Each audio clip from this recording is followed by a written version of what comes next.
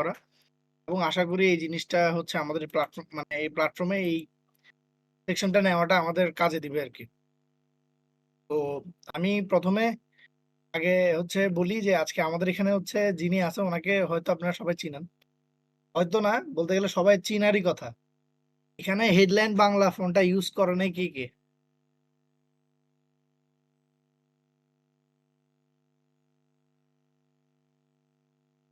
না পায় নাই কোনো। আর যদি আমি আপনাদেরকে বলি যে আপনাদের ফেভারিট ৪ টা ফন্টের নাম লেখেন, বাংলা ফন্ট। এর ভিতরে একটা যে খালিদ ভাইয়ের ফন্ট থাকবে এটা আমরা সিওর। এটার কারণ হচ্ছে খালিদ ভাই হচ্ছে ভাইয়ের হচ্ছে রিসেন্ট যে কাজ ইয়াগুলো দেখতেছিলাম বা ভাই অনেক আগে থেকে যে বাংলা ফন্ট গুলো নিয়ে কাজ করতেছিল, ফন্ট গুলো এক কথায় অনেক পারফেক্ট। এবং কথা হচ্ছে ভাই একজন আসলে ভাইয়ের ফন্ট গুলো দেখলে বোঝা যায় যে ভাই এনাফ পরিমাণ পারফেকশনিস্ট।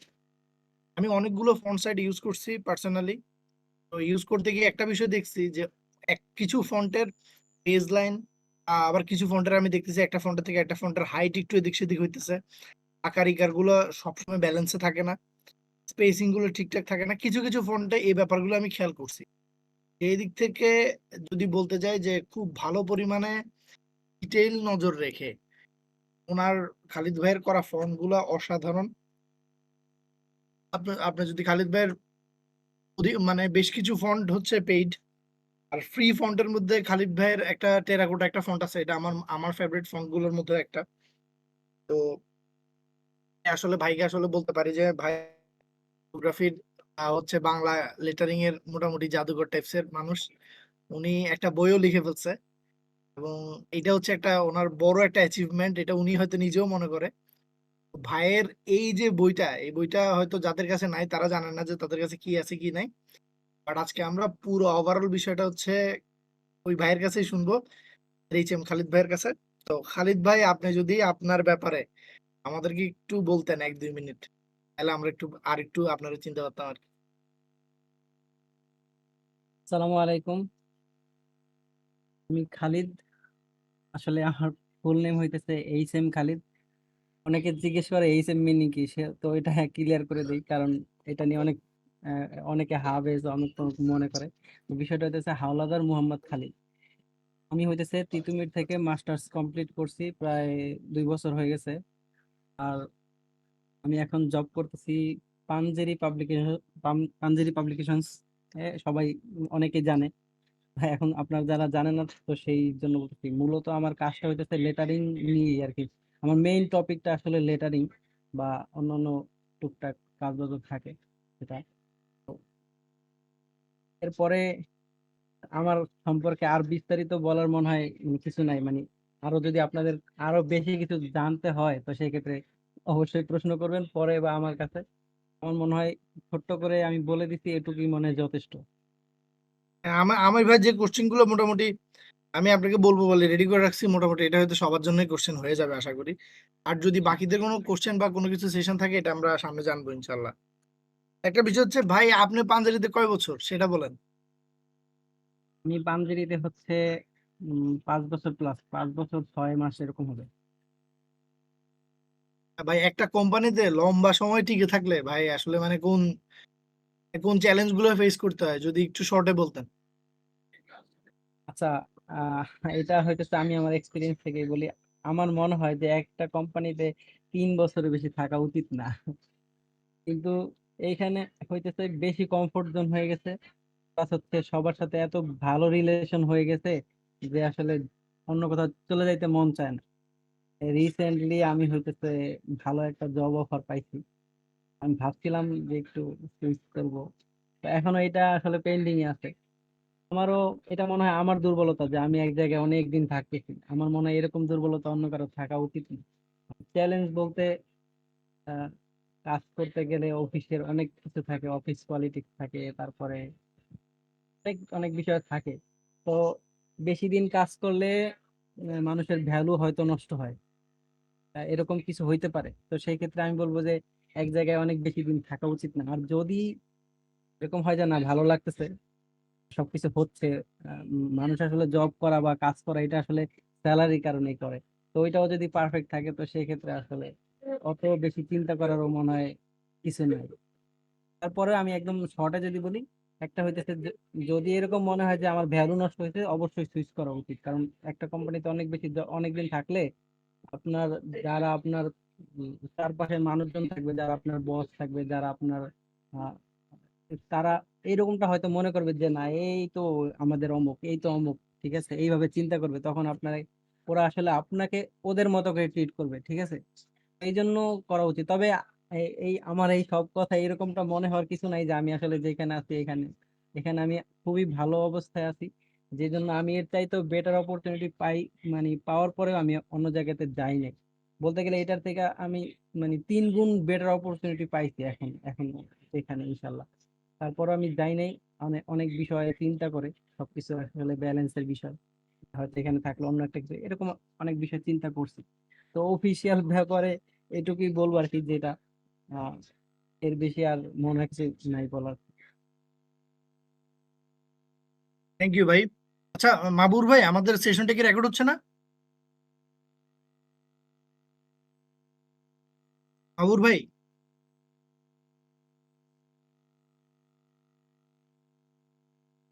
মাবুর ভাই, আমার কথা কি শোনা যাচ্ছে? ইফাত, আমার কথা কি শোনা যায়? আচ্ছা হচ্ছে, আচ্ছা আচ্ছা, হইলে থ্যাংক হ্যাঁ ইউ, ভাই। Thank you.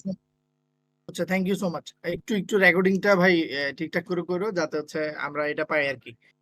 অনেককে আবার দিয়েও দিতে হবে, অনেকে শুনতে যাবে। আচ্ছা, এখানে একটা বিষয় হচ্ছে ভাই, একটা বিষয় দেখা যাইতেছে, আপনাকে যদি এই কোশ্চেনটা করি যে ভাই দেখেন অনেকগুলো সেক্টর তো আছে ডিজাইনিং এ, আপনি ভাই এই ভাই টাইপোগ্রাফি বা ক্যালিগ্রাফি, লেটারিং এই সেকশনটাতে কেন আসলেন আসলে?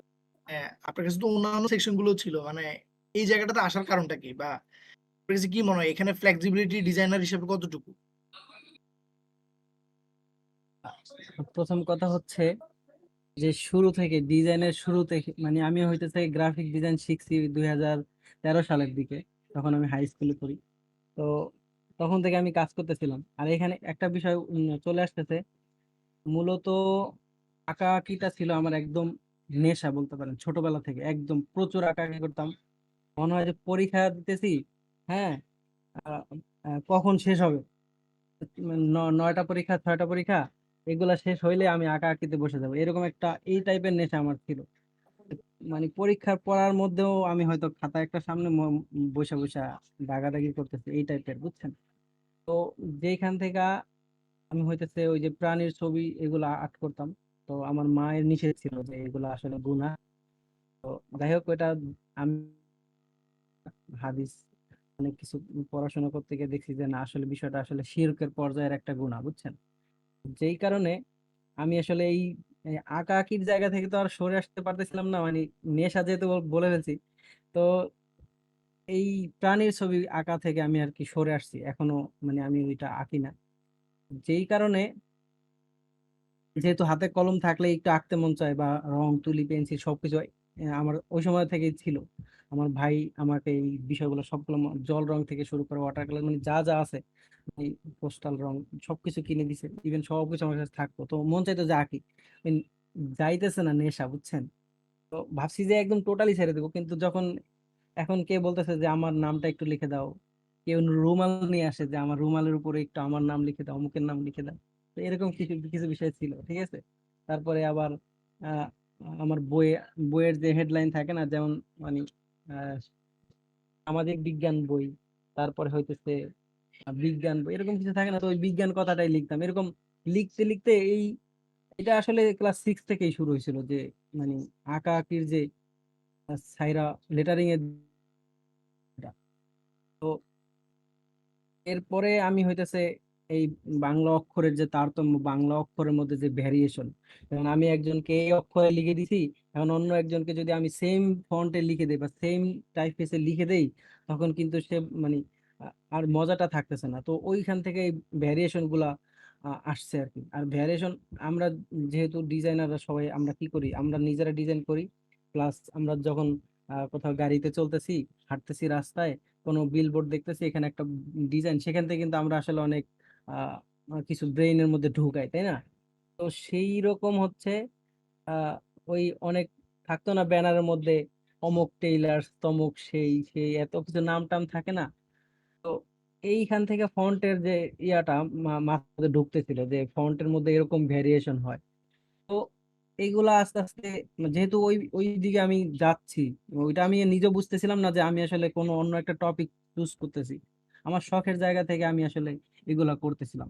এটা আসলে প্রফেশন হবে বা এটা নিয়ে আমি আসলে কাজ করব, এই জায়গা তো তখন চিন্তার বিষয় ছিল না।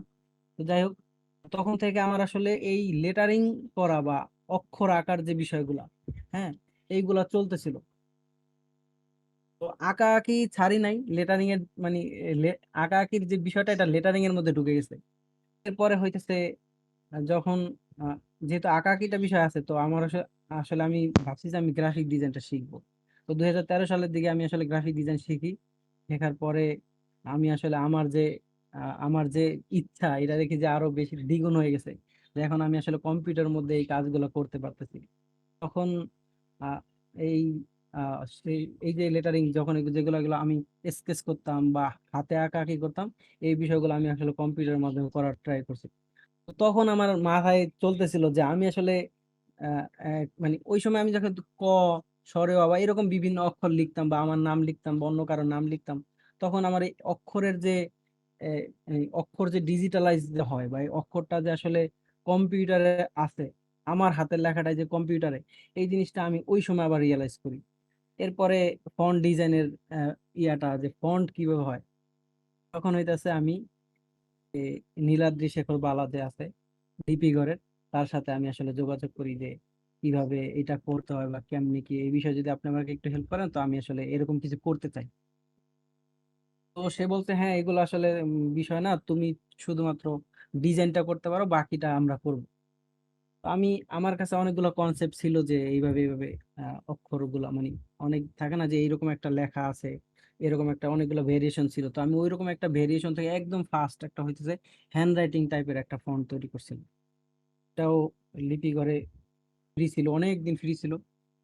ওরা হয়তো এখন ওই ফ্রি ফন্ট গুলারে হয়তো 20 টাকাতে বিক্রি করে, আমি জানি না, এখন মনে নেই। যাই হোক, তো এরপরে এই এইটা যে চলতে থাকে, ফন্ট ফন্ট ডিজাইন করা, তারপরে এই যে লেটারিং এর দিকে আসা। এরপরে আমি যখন ব্রিটিশ আমেরিকান টোবাকোর একটা আন্ডারে একটা ইয়া ছিল, এজেন্সি ছিল, ওদের কাজ করতাম। তখন থেকে আবার এই লেটারিং এর কাজটা একটু এটার মধ্যে ঢুকি। তো ওরা বলতেছিল যে শুভেচ্ছা, তারপরে এরকম থাকে না অনেক, যেমন আপনার হয়তো ব্যানসন এন্ড হেজেস, যেটা ব্যানসন সিগারেট, যারা মানে এইভাবে তারা চিনেন আর কি, ব্যানসন এন্ড হেজেস বলে আমরা, এটা আপনার ওদের কিছু আহ, কাজ ছিল, যেই কাজের ক্ষেত্রে বাংলা লেটারিং এর প্রয়োজনীয়তা অনেক বেশি ছিল। তো তখন হইতেছে এর মধ্যে আমি হইতেছে জবে ঢুকে গেছিলাম আর কি। তো তখন আমি এই লেটারিং এর প্রয়োজনীয়তাটা ফিল করি গ্রাফিক্স এর মধ্যে। মানে আমি তো 13 সালে গ্রাফিক ডিজাইন শিখছি, তো গ্রাফিক্স করতে গিয়ে যেহেতু আমার লেটারিং এর হাতটা ছিল, তো ওই গ্রাফিক্স ডিজাইন করতে গিয়ে লেটারিং এর প্রয়োজনীয়তা যখন ফিল করছি, তখন এটার মধ্যে একদম আরেকটু বেশি ইনভলভ হয়েছি, ঠিক আছে। এরপরে তো আস্তে আস্তে বুঝতে পারলাম যে না, এই হাতের কাজটা আসলে এইভাবে হয়। যতগুলা আহ, আমরা যারা দেখি, আপনারা যত জন্মদিন, তারপরে হইতেছে যদি বলি ফন্ট, তারপরে বইয়ের কাভারের মধ্যে যে লেখা থাকে না বিভিন্ন, আহ, মনে করেন বইয়ের কাভারের যে নাম থাকে, হ্যাঁ, তারপরে ফিল্মের যে পোস্টারে যে নাম থাকে, হ্যাঁ, তো সব বিষয়গুলা যে আসলে হাতের কাজ বা কোনো এক এটা যে একটা ফন্ট হোক, সেটাও যে একজন মানুষ করছে, এই বিষয়গুলা আরো বেশি আমার ইয়ে করতে থাকে। তো তখন থেকে আমি আসলে গ্রাফিক্স এর সাথে এই ফন্টের বিষয়টা আমি আসলে বেশি চর্চা করতে থাকি। মানে আমি আসলে কখনো বিজনেস কার্ড ডিজাইন করি নাই, থাকে না গ্রাফিক্স এর মধ্যে। আমাদের সময়, যে সময় আমরা আসলে গ্রাফিক্সে ঢুকছি, গ্রাফিক ডিজাইনার যখন একটু প্রথম দিকে, কিন্তু এত বেশি এখন মনে করেন যে বললে কথা বলে, ভাই আপনি কি কাজ মানে কি কাজ করেন, তখন সে বলে যে গ্রাফিক ডিজাইন করি। তো এরকম এখন এত বেশি ডিজাইনার হয়ে গেছে যে ডিজাইনারদের অভাব নাই। কিন্তু তখন ডিজাইনার এত ছিল না, কিন্তু যারাই ছিল তাদের মধ্যে ট্রেন্ড ছিল এরকম, যে সে হয়তো ফ্লায়ার ডিজাইন করতেছে, সে হয়তো বিজনেস কার্ড ডিজাইন করতেছে, হ্যাঁ, তারপরে সে হয়তো টি শার্ট ডিজাইন করতেছে।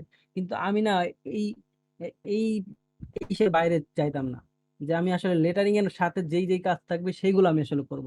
যেমন টি শার্ট ডিজাইন থাকতো, আমি আসলে ফাইবারে বিদেশি ডিজাইন করতাম, তখন টি শার্ট ডিজাইনের ক্ষেত্রে লেটারিং এর কাজটাই থাকতো। আবার হইতেছে বিজনেস কার্ড আমার কাছে লাগতো প্যারা, কোন ফন্ট কোথায় সাজাবো, কিভাবে কম্পোজিশন করব, কোনটা বড় করব কোনটা ছোট করব, এই বিষয়গুলো। তখন হইতেছে এইগুলোর আমি স্কিপ করতাম, যে না বিজনেস কার্ড করা যাবে না, ফ্লায়ার টেলার করা যাবে না, পোস্টার করা যাবে না। তো এই যেগুলো একটু ক্লামজি টাইপের কাজ আছে, যেগুলো একটু পেইনফুল কাজ আছে, ওইগুলো একটু দূরে সরায় রাখতাম। আ- দূরে সরাইতে গিয়ে আমি অনেক নাটকের পোস্টারের করছি, জাজ মাল্টিমিডিয়া থেকে শুরু করে ইগল টিগল অনেকের কাজ করছি। তো যাতে ওই নামটা করতাম, শুধুমাত্র শুধু নাম করে তো ওরা বলতো যে তুমি আমাদের পোস্টারটা করে দাও, তুমি তো ডিজাইনও পারো। তো আমি আসলে ওদের ওই ওই কাজটা স্কিপ করতাম, যে শুধু নামটা করতাম। এখন দেখি যে এখন যখন কাজ করতেছি এখন বর্তমানে, তো অনেকগুলা নিউজ থাকে না, ওই যে অনলাইন পোর্টাল, তারপরে একদম পত্রিকা যেগুলো, এগুলার যে হেডলাইনটা পর্যন্ত, হেডলাইন বলতে আপনার যদি সহজে বলি, প্রথম আলো যেরকম লেখা, এরকম দৈনিক অমুক, দৈনিক তমুক, এই টাইপের অনেক করা হয়েছে। বিষয়টা হইতেছে যে লেটারিংটা যে প্রয়োজন, এটা আমি আসলে কাজ করতে করতে এই এটার মধ্যে ঢুকে গেছি। ইভেন যখন আমি ঢুকছি দেখি যে এখন ভাই যে প্রশ্ন করছিল প্রথমে, সেই প্রশ্নের উত্তর এখন হইতেছে আসবে যে এই জায়গাটাতে অনেক মানে চাহিদা আছে, কিন্তু আমরা হইতেছে যারা গ্রাফিক ডিজাইন করি তারা আসলে মনে করি যে গ্রাফিক ডিজাইন মানে হইতেছে লোগো ডিজাইন, মানে হইতেছে flyer design, business card design, বা এখন থাম্বনেল ডিজাইন, বা এরকম যেগুলো আছে আর কি, সব এই বিষয়গুলোর মধ্যে আমরা আসলে পড়ে থাকার কারণে নতুন যারা আমরা আসতেছি, নতুন যারা আসলে ডিজাইন সেক্টরে আসতেছে বা কাজ করতেছে, তাদের বিষয়গুলো হয়ে গেছে। এখন মনে করেন আমি একটা উদাহরণ দেই, কেউ যদি আমি যদি ফেসবুকে একটা পোস্ট করি যে লোগো ডিজাইন, আমি একটা লোগো ডিজাইন করব, কেউ আমাকে হেল্প করতে পারবে কিনা, তো কম করে আমি 50 জন লোক পাবো মাস্ট। এই বিষয়ে আমার কোনো মানে নাই, অবশ্যই আমি 50 জন লোক পাবো। কিন্তু আমি যদি বলি যে আমি বাংলা লোগো লোগো ডিজাইন করাইতে চাই, যেটা দেখতে কোকো কোলার লোগোর মতো হবে, বা যেটা দেখতে স্বপ্নের লোগোর মতো হবে, বা এরকম সামথিং লাইক দ্যাট, তো তখন কিন্তু আমি আসলে 50 জন পাবো না, হয়তো আমি 5 জন পাবো। তো এইখানে বিষয় হইতেছে যে আহ, একটা হইতেছে এই কাজটা অনেকে হয়তো শেখে নাই বা জানে নাই, যার কারণে এটারে কঠিন মনে হইতেছে, এই কারণে এই জায়গাতে আসতেছে না। আবার হয়তো মনে করতেছে এই জায়গাতে কাজ নাই। ঠিক আছে, মূলত এইখানে লোক কম বলে এখানে কাজ বেশি, যে আমি আসলে এই লেটারিং এর বাইরে গিয়ে কাজই করি না, তো তাহলে আমি কি করি, আমি তো অনেক কাজ করতেছি। ঠিক আছে, তো যেটা হইতেছে এই লেটারিং যে জগৎ, এইখানে হিউজ পরিমাণ কাজ থাকে।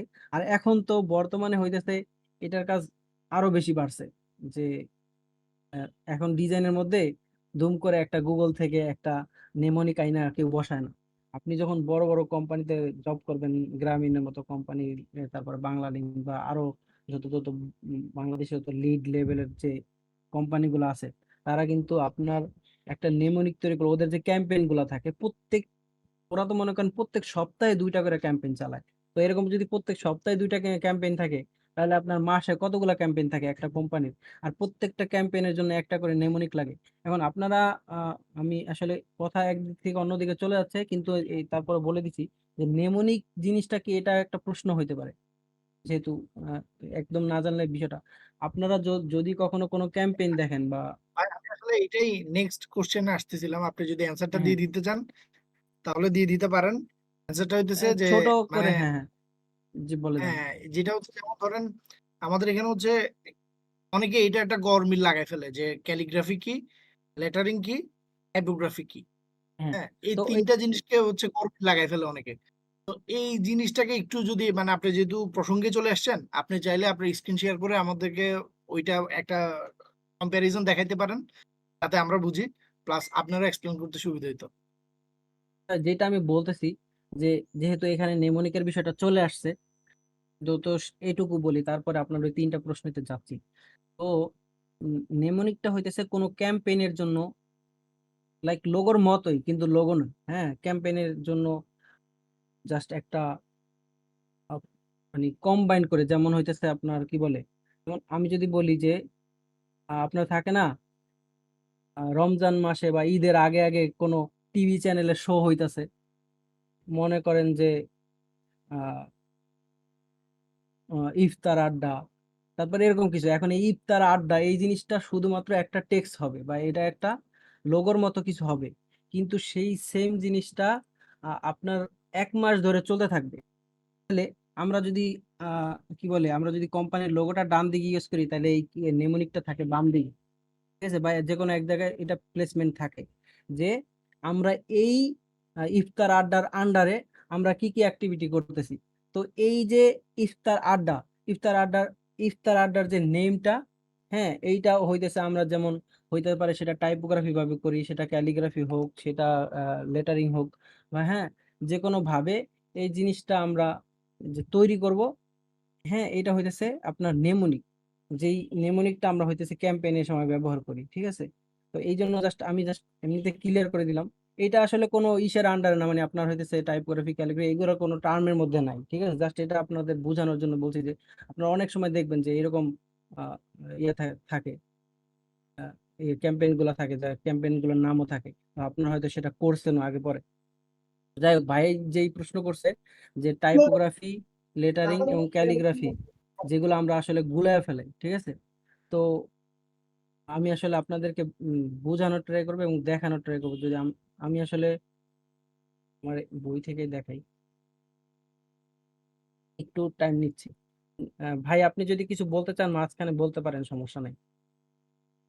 তবে সমস্যা নেই, মানে আপনি স্ক্রিন শেয়ার দিয়ে দেখাতে পারেন আমাদের। হ্যাঁ, হ্যাঁ, হ্যাঁ।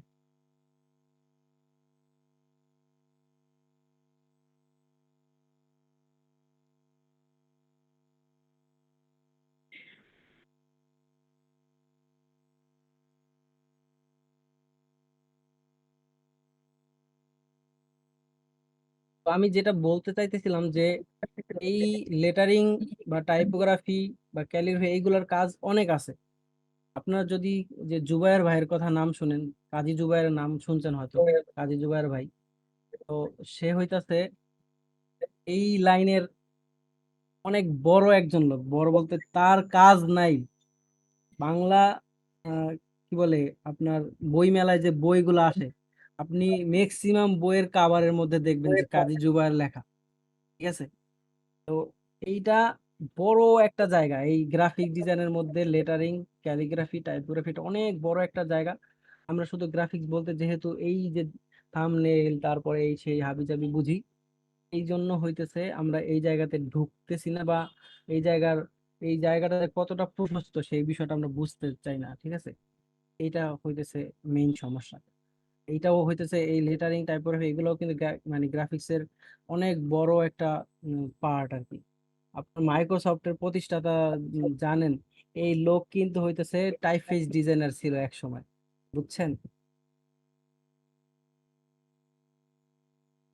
আচ্ছা আমি আসলে এমনকি হচ্ছে ইয়াও কিন্তু সেম, মানে অ্যাপেলের যে স্টিভ জবস ছিল, ও কিন্তু আসলে ওর মানে অ্যাপেলের যে টাইপফেস আমরা দেখি, ও কিন্তু আসলে টাইপোগ্রাফির জন্য মেবি হার্ভার্ডে সে হচ্ছে গিয়ে কি ক্লাস করছে এটার একটা নির্দিষ্ট সময়ের জন্য। মানে ওর এটার প্রতি এত পরিমাণে ইন্টারেস্ট জাগছে, ও নাকি কতটুকু রাস্তা পাড়ি দিয়ে হচ্ছে জাস্ট এই ক্লাসটা করতে আসতো হাঁটা পায়ে হেঁটে।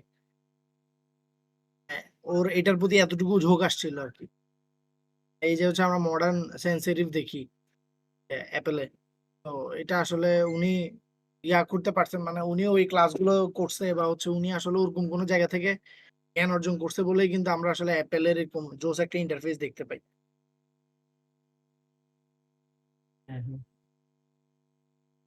ভাই, আমি বইটা দেখাচ্ছি, একটু আমি একটু টাইম দেন। ঠিক আছে ভাই। তাকে বের করা ছিল না তো, এটা আর কি।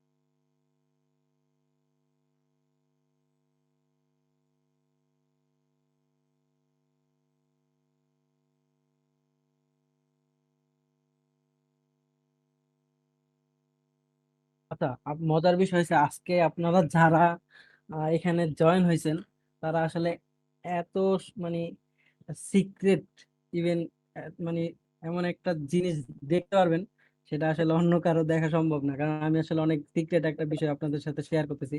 হয়তো আমি আসলে এটা কাউরে দেখাইতামও না বা দিতামও না অন্য কারণে। কিন্তু এখন আপনাদের ভাগ্যক্রমে আপনারা দেখতেছেন, কারণ আমি হয়তো অন্যভাবে প্রেজেন্ট করতাম। কিন্তু যাই হোক, যেটা বলতেছিলাম যে যাক, একটা হইতেছে খালিদ ভাই এরকম মাঝে মাঝে সেশন হইলে আপনি 2-1 দিন পিছায়েন, বুঝছেন? তাহলে আমরা এরকম জিনিসপাতি গুলা মুফট মানে দেখতে পারবো আর কি। মানে আমি আসলে প্রচুর ব্যস্ত থাকার কারণে আমার কোনো স্লাইড টাইড রেডি নাই। তারপরে আমি হইতেছে এখান থেকে দেখাচ্ছি যে আপনাদের সময় নিতেছি, কিন্তু ইনশাল্লাহ আমার দ্বারা আল্লাহ আপনাদের কোনো ইফেক্ট হোক, মানে আপনাদের মানে আমার দ্বারা কোনো উপকার হোক সেটা আমি চাইতেছি। যাই হোক, যেটা বলতেছি যে এক হচ্ছে ক্যালিগ্রাফি, দ্বিতীয় হচ্ছে টাইপোগ্রাফি এবং লেটারিং। এই তিনটা টার্ম আমরা হচ্ছে আমাদের মধ্যে যারা এইগুলা নিয়ে কাজ করে, যারা ডিজাইন করে, অনেকে তারাও মানে গুলায় ফেলায়, আমি দেখছি। তো ভয়ের কিছু নেই, ইনশাল্লাহ এই তিনটা বিষয় এখন আপনারা ক্লিয়ার হবেন। হয়তোবা এই কথাটুকু আপনাদের জন্য খুব বেশি ইম্প্যাক্টফুল হইতে পারে। তো আমি আসলে স্ক্রিনটা শেয়ার করতেছি, ইন্টার জি ভাই, জি স্ক্রিন। ভাই, please। দেখা যাচ্ছে কিনা একটু কনফার্ম করবেন সবাই। ইয়া ভাই, ভাই যিনি রেকর্ড করতেছেন উনি একটু এটাকে এমন ভাবে রাখেন যাতে হচ্ছে ইয়া করা যায়। হ্যাঁ ভাই, আমরা দেখতে আপনারা তো দেখতেছেন নাকি? জি জি জি জি জি ভাই। ভাই, দেখা যাচ্ছে। আচ্ছা আচ্ছা, এটা হইতেছে আমার বই। যে বইয়ের অনেকে পিডিএফ চায়, ভাই পিডিএফ দেয়া যায় কিছু এরকম তো। এটা তো ভাই আমাদের বাংলাদেশে এমন একটা অবস্থা, আমরা আপনাদের জন্য কাজ করি, হ্যাঁ, যে আমাদের বাংলা ভাষাভাষী মানুষদের জন্য কাজ করি, কিন্তু তারাই আমাদের এমন এমন মানে মানে আমাদের ইন্সপিরেশন নষ্ট করে দেয় যে আমরা যে কাজ করব তাদের জন্য, এটা। আচ্ছা, যেটা বলতেছি, এই যে এখন আপনারা স্ক্রিনে কিছু কাজ দেখতেছেন না, এখানে কি লেখা আছে ওইটা পড়তে হবে না, বুঝছেন? ওইটা পরে পড়েন, আমি জাস্ট কি বলতেছি সেটা শুনুন। এখন যে কাজ আছে সেটা তো দেখতেছেন নাকি? হ্যালো? হ্যাঁ ভাই, দেখা যাচ্ছে। জি জি জি জি ভাই, দেখা আচ্ছা, যাচ্ছে। আমাদের কথা ছিল ক্যালিগ্রাফি, টাইপোগ্রাফি, লেটারিং, তাই না? তো ক্যালিগ্রাফি কি? ক্যালিগ্রাফি হচ্ছে সুন্দর হাতের লেখা, বুঝছেন সবাই? এখন সুন্দর হাতের লেখা ক্যালিগ্রাফি কিভাবে হয়? কারণ আপনাদের এইখানে যারা আছে অনেকেরই সুন্দর হাতের লেখা আছে, কিন্তু কেউ কি নিজেকে ক্যালিগ্রাফি দাবি করে? তবে হ্যান্ড রাইটিং বলতে যেটা আমরা বুঝি, বা হাতের লেখা বলতে যেটা বুঝি, হাতের লেখা এবং ক্যালিগ্রাফির মধ্যে কিছু মানে আহ ডিফারেন্স আছে, হ্যাঁ। তো সেটা হইতেছে, আপনি যদি বাজারের লিস্ট করেন যে আপনি হইতেছে আহ, লবণ, আলু, পেঁয়াজ, রসুন এইগুলার জন্য একটা বাজার লিস্ট করছেন, তো সেটা হাতের লেখা কিনা, তো সেটা যদি কেউ সুন্দর করে লিখে, তো সেই জিনিসটা কিন্তু ক্যালিগ্রাফি হবে না। তো কোনো কিছু ক্যালিগ্রাফি হওয়ার জন্য অবশ্যই সেটার মধ্যে একটা শৈলী থাকতে হবে। নাম্বার ওয়ান, শৈলী থাকতে হবে। তারপর হইতেছে যেই কলম দিয়ে সেটা লেখা হইতেছে, এখানে ম্যান্ডেটরি ওই কলমই হইতে হবে। আপনি যে কোনো কলম দিয়ে লিখে ওইটারে ক্যালিগ্রাফি বলতে পারবেন না। সেই কলমের বৈশিষ্ট্য হচ্ছে সেই কলমে শূন্য মানে 0 ডিগ্রি, শূন্য থেকে 100, 100 দাগ দেয়া যায়। যেমন আমি যদি আপনাদেরকে এখানে একটু জুম করে দেখাই,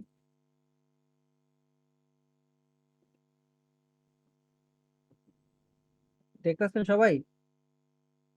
আচ্ছা, এই যে জায়গাটা দেখেন এখানে, আপনারা কি দেখতেছেন একটু মানে শব্দ করেন প্লিজ জি ভাই, আমার। জি ভাই, দেখা যাচ্ছে, দেখা হ্যাঁ, যাচ্ছে ভাই। আচ্ছা, এখানে দেখেন যে উপরে যে লাইনটা, এটা কিন্তু চিকন, যেটা আমরা সাধারণ কলম দিয়ে লিখি, তাই না? তো সাধারণ কলম দিয়ে লিখলে কিন্তু এরকম চিকন দাগ হয়।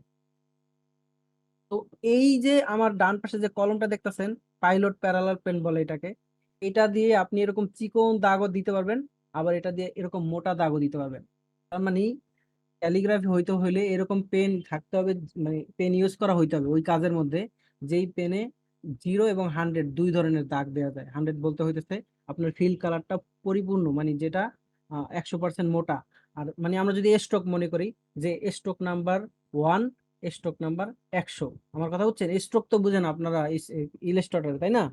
তো ওইটার যেমন আমরা চিকন একটা দাগ দিতে পারি, আবার ওইটা যেমন মোটা করতে পারি, সেম বিষয়টা। এখন আমি যখন এখানে বেলা লিখতে গিয়ে যে একারের কিছু জায়গাতে মোটা হয়েছে, কিছু জায়গাতে চিকন হয়েছে, হ্যাঁ, এই যে এই যে চিকন মোটা হওয়ার বিষয়টা, এটা কিন্তু ক্যালিগ্রাফি পেন থাকলে পরে হবে। সেটা হইতে পারে বাঁশের কঞ্চি, সেটা হইতে পারে পাইলট প্যারালাল পেন, সেটা হইতে পারে ক্যালিগ্রাফি পেন। ক্যালিগ্রাফি পেনের ভিতরে যে অনেক গুলোর মধ্যে এই বৈশিষ্ট্য আছে যে সে 0 এবং 100 দাগ দিতে পারে, কথা বুঝছেন? তো আহ, এখন দুইটা গেল, যে নাম্বার 1 হইতেছে ওই লেখার মধ্যে শৈলী থাকতে হবে। ক্যালিগ্রাফি হইতে গেলে লেখার মধ্যে শৈলী থাকতে হবে। বাজারের লিস্ট যেমন হ্যান্ড রাইটিং, সেটাতে হবে না। আর ওই রকম কলম ইউজ করতে হবে যেই কলম আসলে যেই কলম দিয়ে লিখলে সেটা ক্যালিগ্রাফি হয়। হ্যাঁ, সেই কলমের বৈশিষ্ট্য আপনাদেরকে বলছি, সেটা যে কোনো কলম, একটা আইসক্রিমের কাঠি দিয়েও ক্যালিগ্রাফি করা যাবে। হ্যাঁ, ওইটার যখন আমরা একটা আইসক্রিম মানে ইয়ে করে কাটবো, কেন হয়তো আমি খেয়েছি আইসক্রিমের কাঠির একটা বিষয়।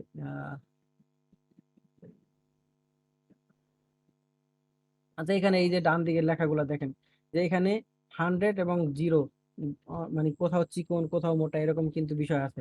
এখানে যতগুলো ক্যালিগ্রাফি এক্সাম্পল দেয়া আছে, ঠিক আছে?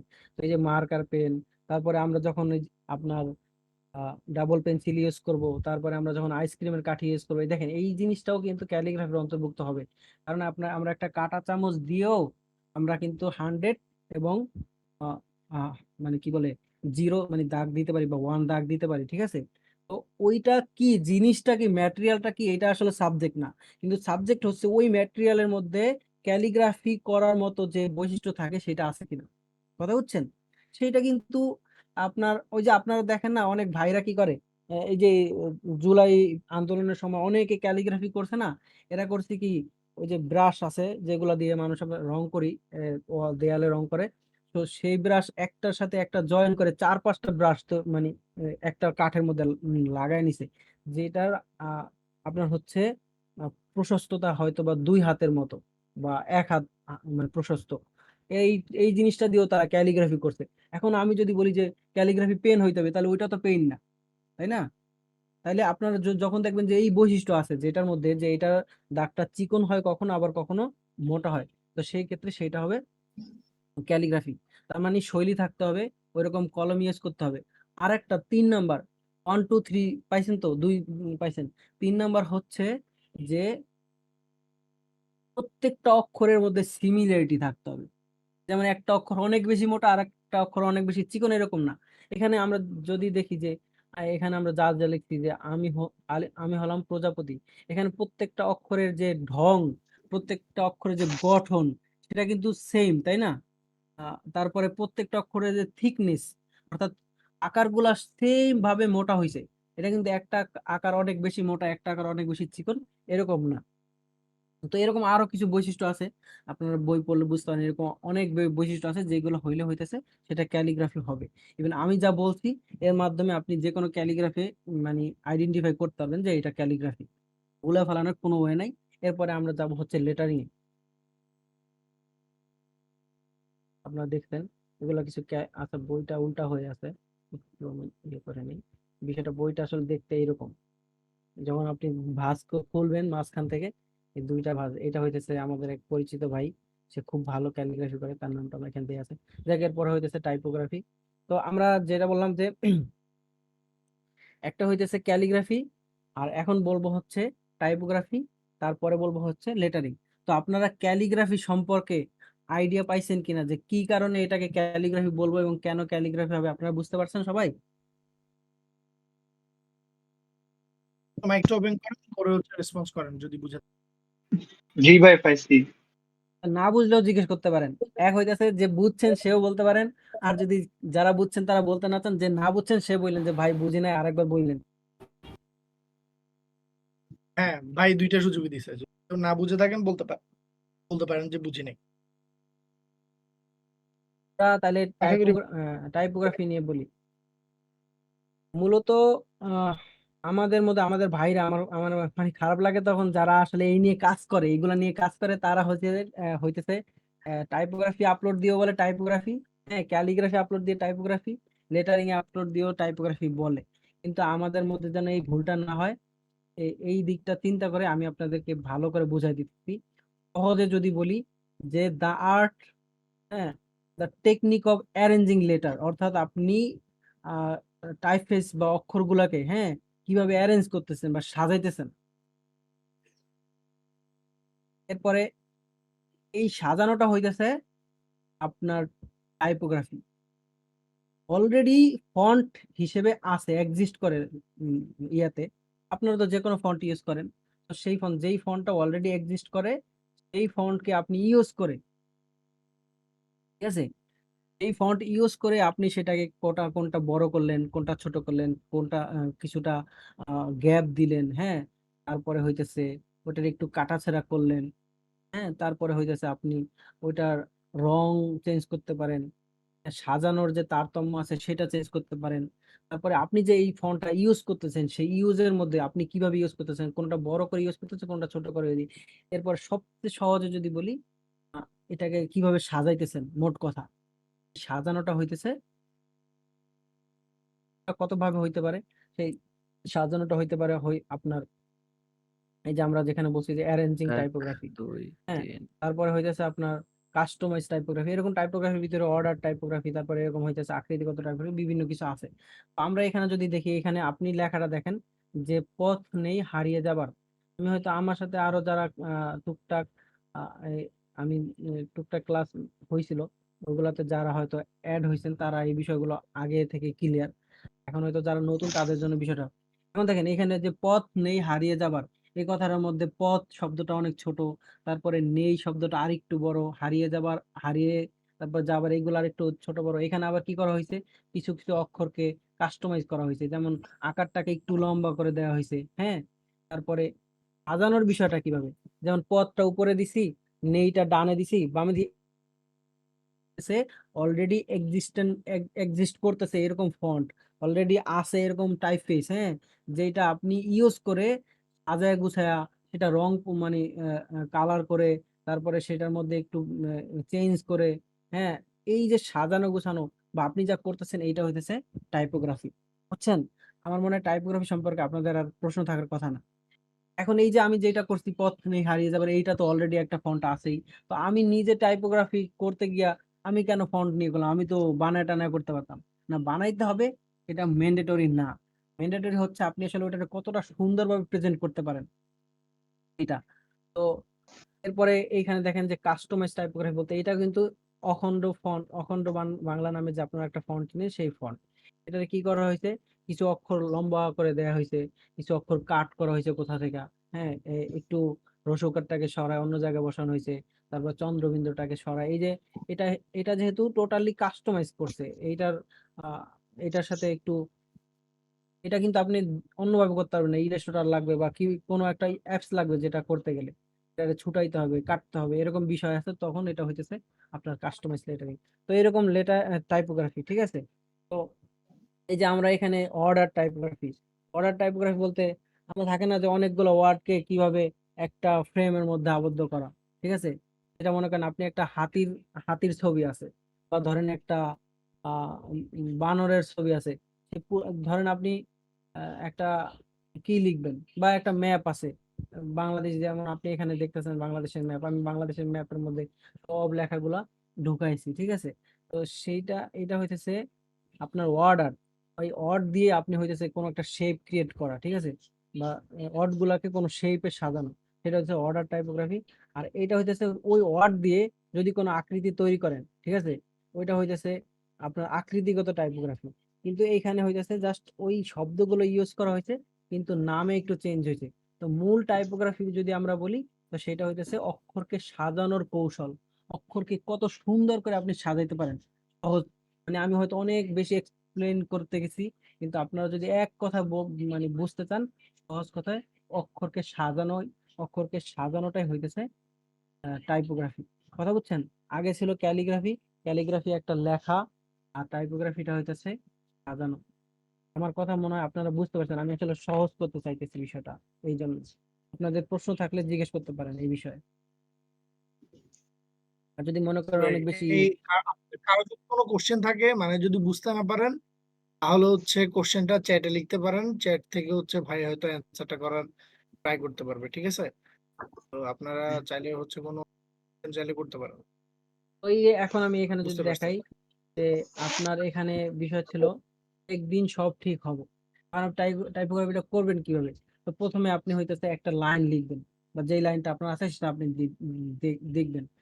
ওই লাইনগুলো নিয়ে আপনি ভাববেন যে কোন অক্ষরটা মানে কোন শব্দটা হাইলাইট করতে হয়, হ্যাঁ, যে কোনটা হাইলাইট করতে হবে, কোনটাকে একটু ডমিনেট করতে হবে, হ্যাঁ। তারপরে এইটা তো যখন আপনার মধ্যে বের হবে যে আমি আসলে এই ওই লাইনটা হাইলাইট করতে চাই, তো সেটা একটু আপনি বড় করে দিতে পারেন, সেটার কালারটা একটু ব্রাইটনেস বা অন্য যে কালারটা পপ আপ করে বেশি সেটা আপনি দিতে পারেন। তো দিতে হইতেছে আপনি সাজাবেন। সাজানোটা কিভাবে হইতে পারে, যেমন আমরা লেফট অ্যালাইনে সাজাই, কখনো রাইট অ্যালাইনে সাজাই, থাকে না অ্যালাইনমেন্টের বিষয়। তো এখানে আমি সেই অ্যালাইনমেন্টটা বলছি। তো অ্যালাইনমেন্ট করতে গিয়ে এরপরে আপনি আরো সেটার সাথে আরো একটু কিভাবে খেলা যায়, ঠিক আছে। যেমন দেখেন এখানে কাট করা হয়েছে, কোনো দয়ের সাথে যে রশ্মিকার আছে এটার উপরে তুলে দেওয়া হয়েছে, নটা সরায় অন্য জায়গায় বসানো হয়েছে। অ্যালাইনমেন্ট করার পরে আপনি ওইটা নিয়ে আরো একটু নাড়াচাড়া করলেন, কোনটা কোথায় বসাইলে সুন্দর লাগে। এই যে সাজানোর যে কৌশল বললাম, ঠিক আছে ভাই। কারো মাইক্রোফোন থেকে হয়তো অনেক শব্দ হচ্ছে, হ্যাঁ।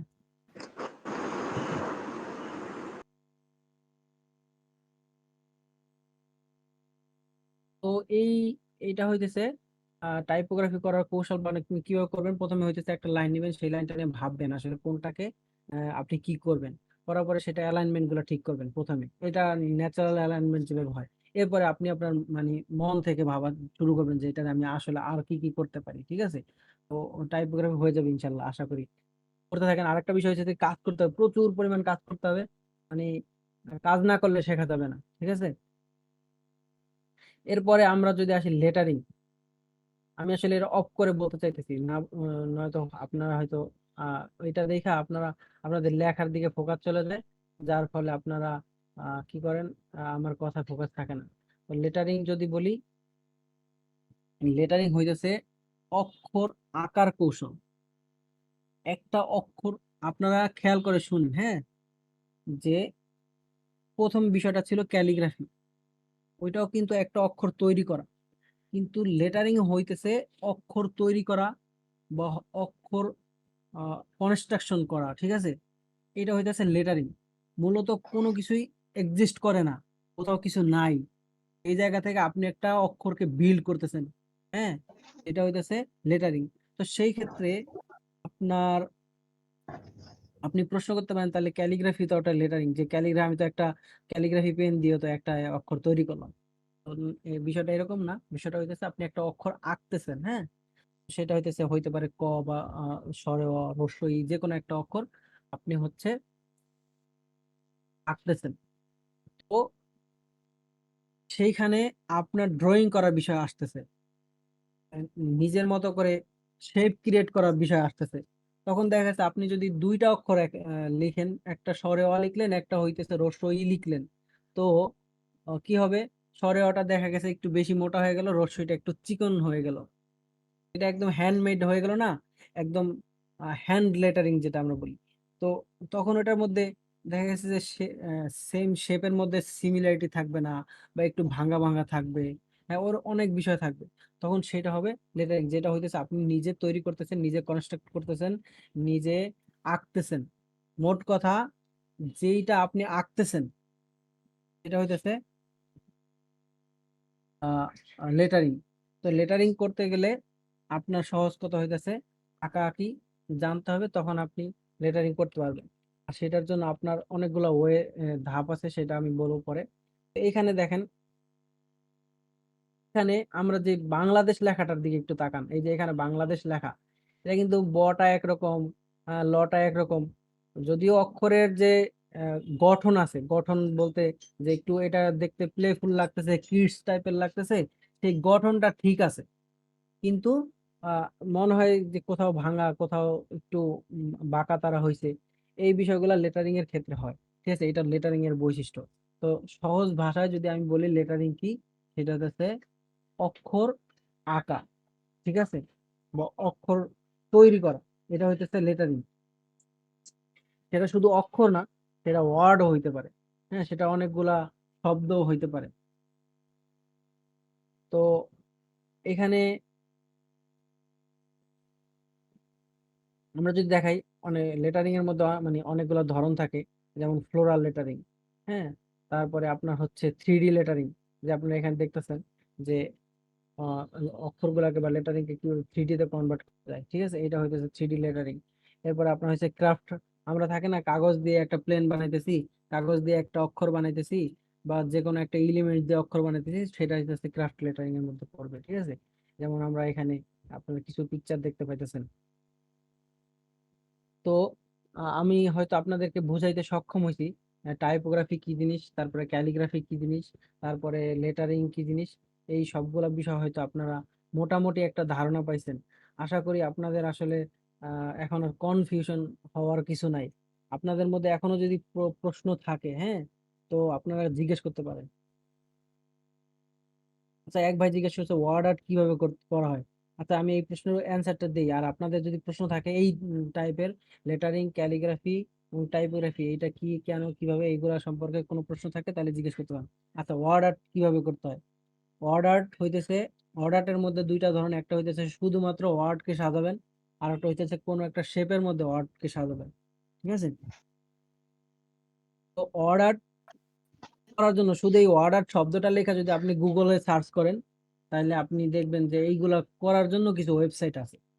এগুলোর মধ্যে আপনি আপনার শব্দগুলো তুলে দিলে ও ও হয়ে যাচ্ছে আপনার কিছু শেপ ও দিবে, যে আপনি কি এই শেপ চাচ্ছেন, কোনো একটা লাভ শেপের মধ্যে, কোনো একটা ট্রি, গাছ শেপের মধ্যে, কোনো একটা আহ, গাড়ি বা কোনো একটা শেপের মধ্যে আপনি চাচ্ছেন, তখন ওরা কিছু শেপ আপনাকে সাজেস্ট করবে। আপনি চাইলে নিজের মতো কোনো কাস্টমাইজ শেপও তৈরি করতে পারেন, যে আপনি একটা ব্যানানা, হ্যাঁ, চাইতেছেন যে এটার মধ্যে আমি আমার লেখাগুলো দিব, তো তখন আপনি সেই শেপটাও আপলোড করতে পারবেন। এরকম অনেক ওয়েবসাইট পাওয়া যায়। তো এইটা হইতেছে একটা ধরন। দ্বিতীয় হইতেছে ইলাস্ট্রেটর যারা পারে, অর্ডারের মূল ইয়াটা তো বুঝছেন, যে একটু জিগজ্যাগ করে বসানো, কোনোটা বড় কোনোটা ছোট, হ্যাঁ, এই এইভাবে একটা সাজানো, অ্যারেঞ্জমেন্ট করা আর কি। আহ, ওইটা হইতেছে অর্ডার টাইপোগ্রাফি।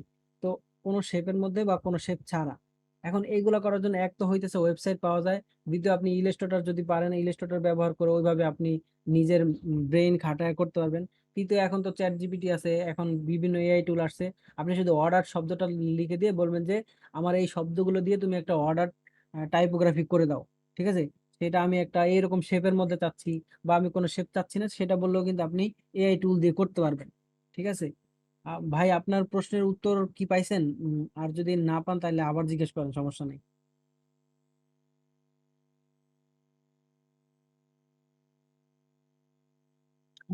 ভাই আপনি যদি কোশ্চেনের উত্তর পেয়ে থাকেন জি তাহলে একটু পেয়েছি, জানাবেন যে কোশ্চেন। জি পেয়েছি। জি জি। ওকে, থ্যাংক ইউ।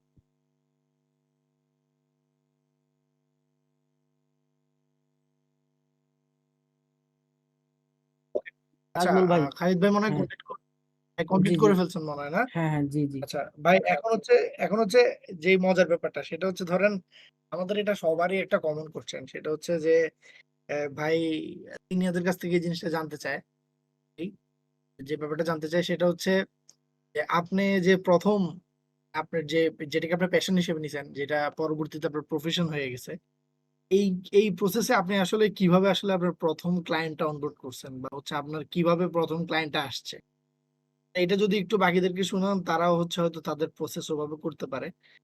আর এটার সাথে আপনি আরেকটা বিষয় ইয়া করতে পারেন, সেটা হচ্ছে এই যে আপনি যে ফন্ট গুলো যে ভাই ডিজাইন করেন, এই যে, আমাকে অনেকে অনেকে হচ্ছে বিভিন্ন গ্রুপে নক করে যে এই ফন্টটা কারো কাছে হবে কিনা।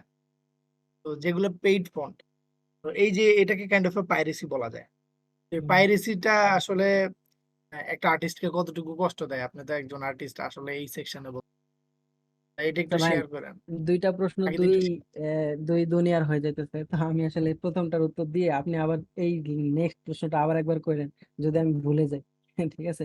আচ্ছা আচ্ছা, কারণ আমি সমস্যা নেই, আসলে ওকে। কথা বলতে অনেক বেশি পারদর্শী না, আমি আসলে ওরকম বলতে পারি না। আমি আসলে আপনারা খেয়াল করছেন হয়তো বা আমি একটা থেকে আরেকটা চলে যাই, এরকম হইতে পারে বিষয়টা, কিন্তু তাও ভাই আপনার সিরিয়ালের ভিতরে ছিল।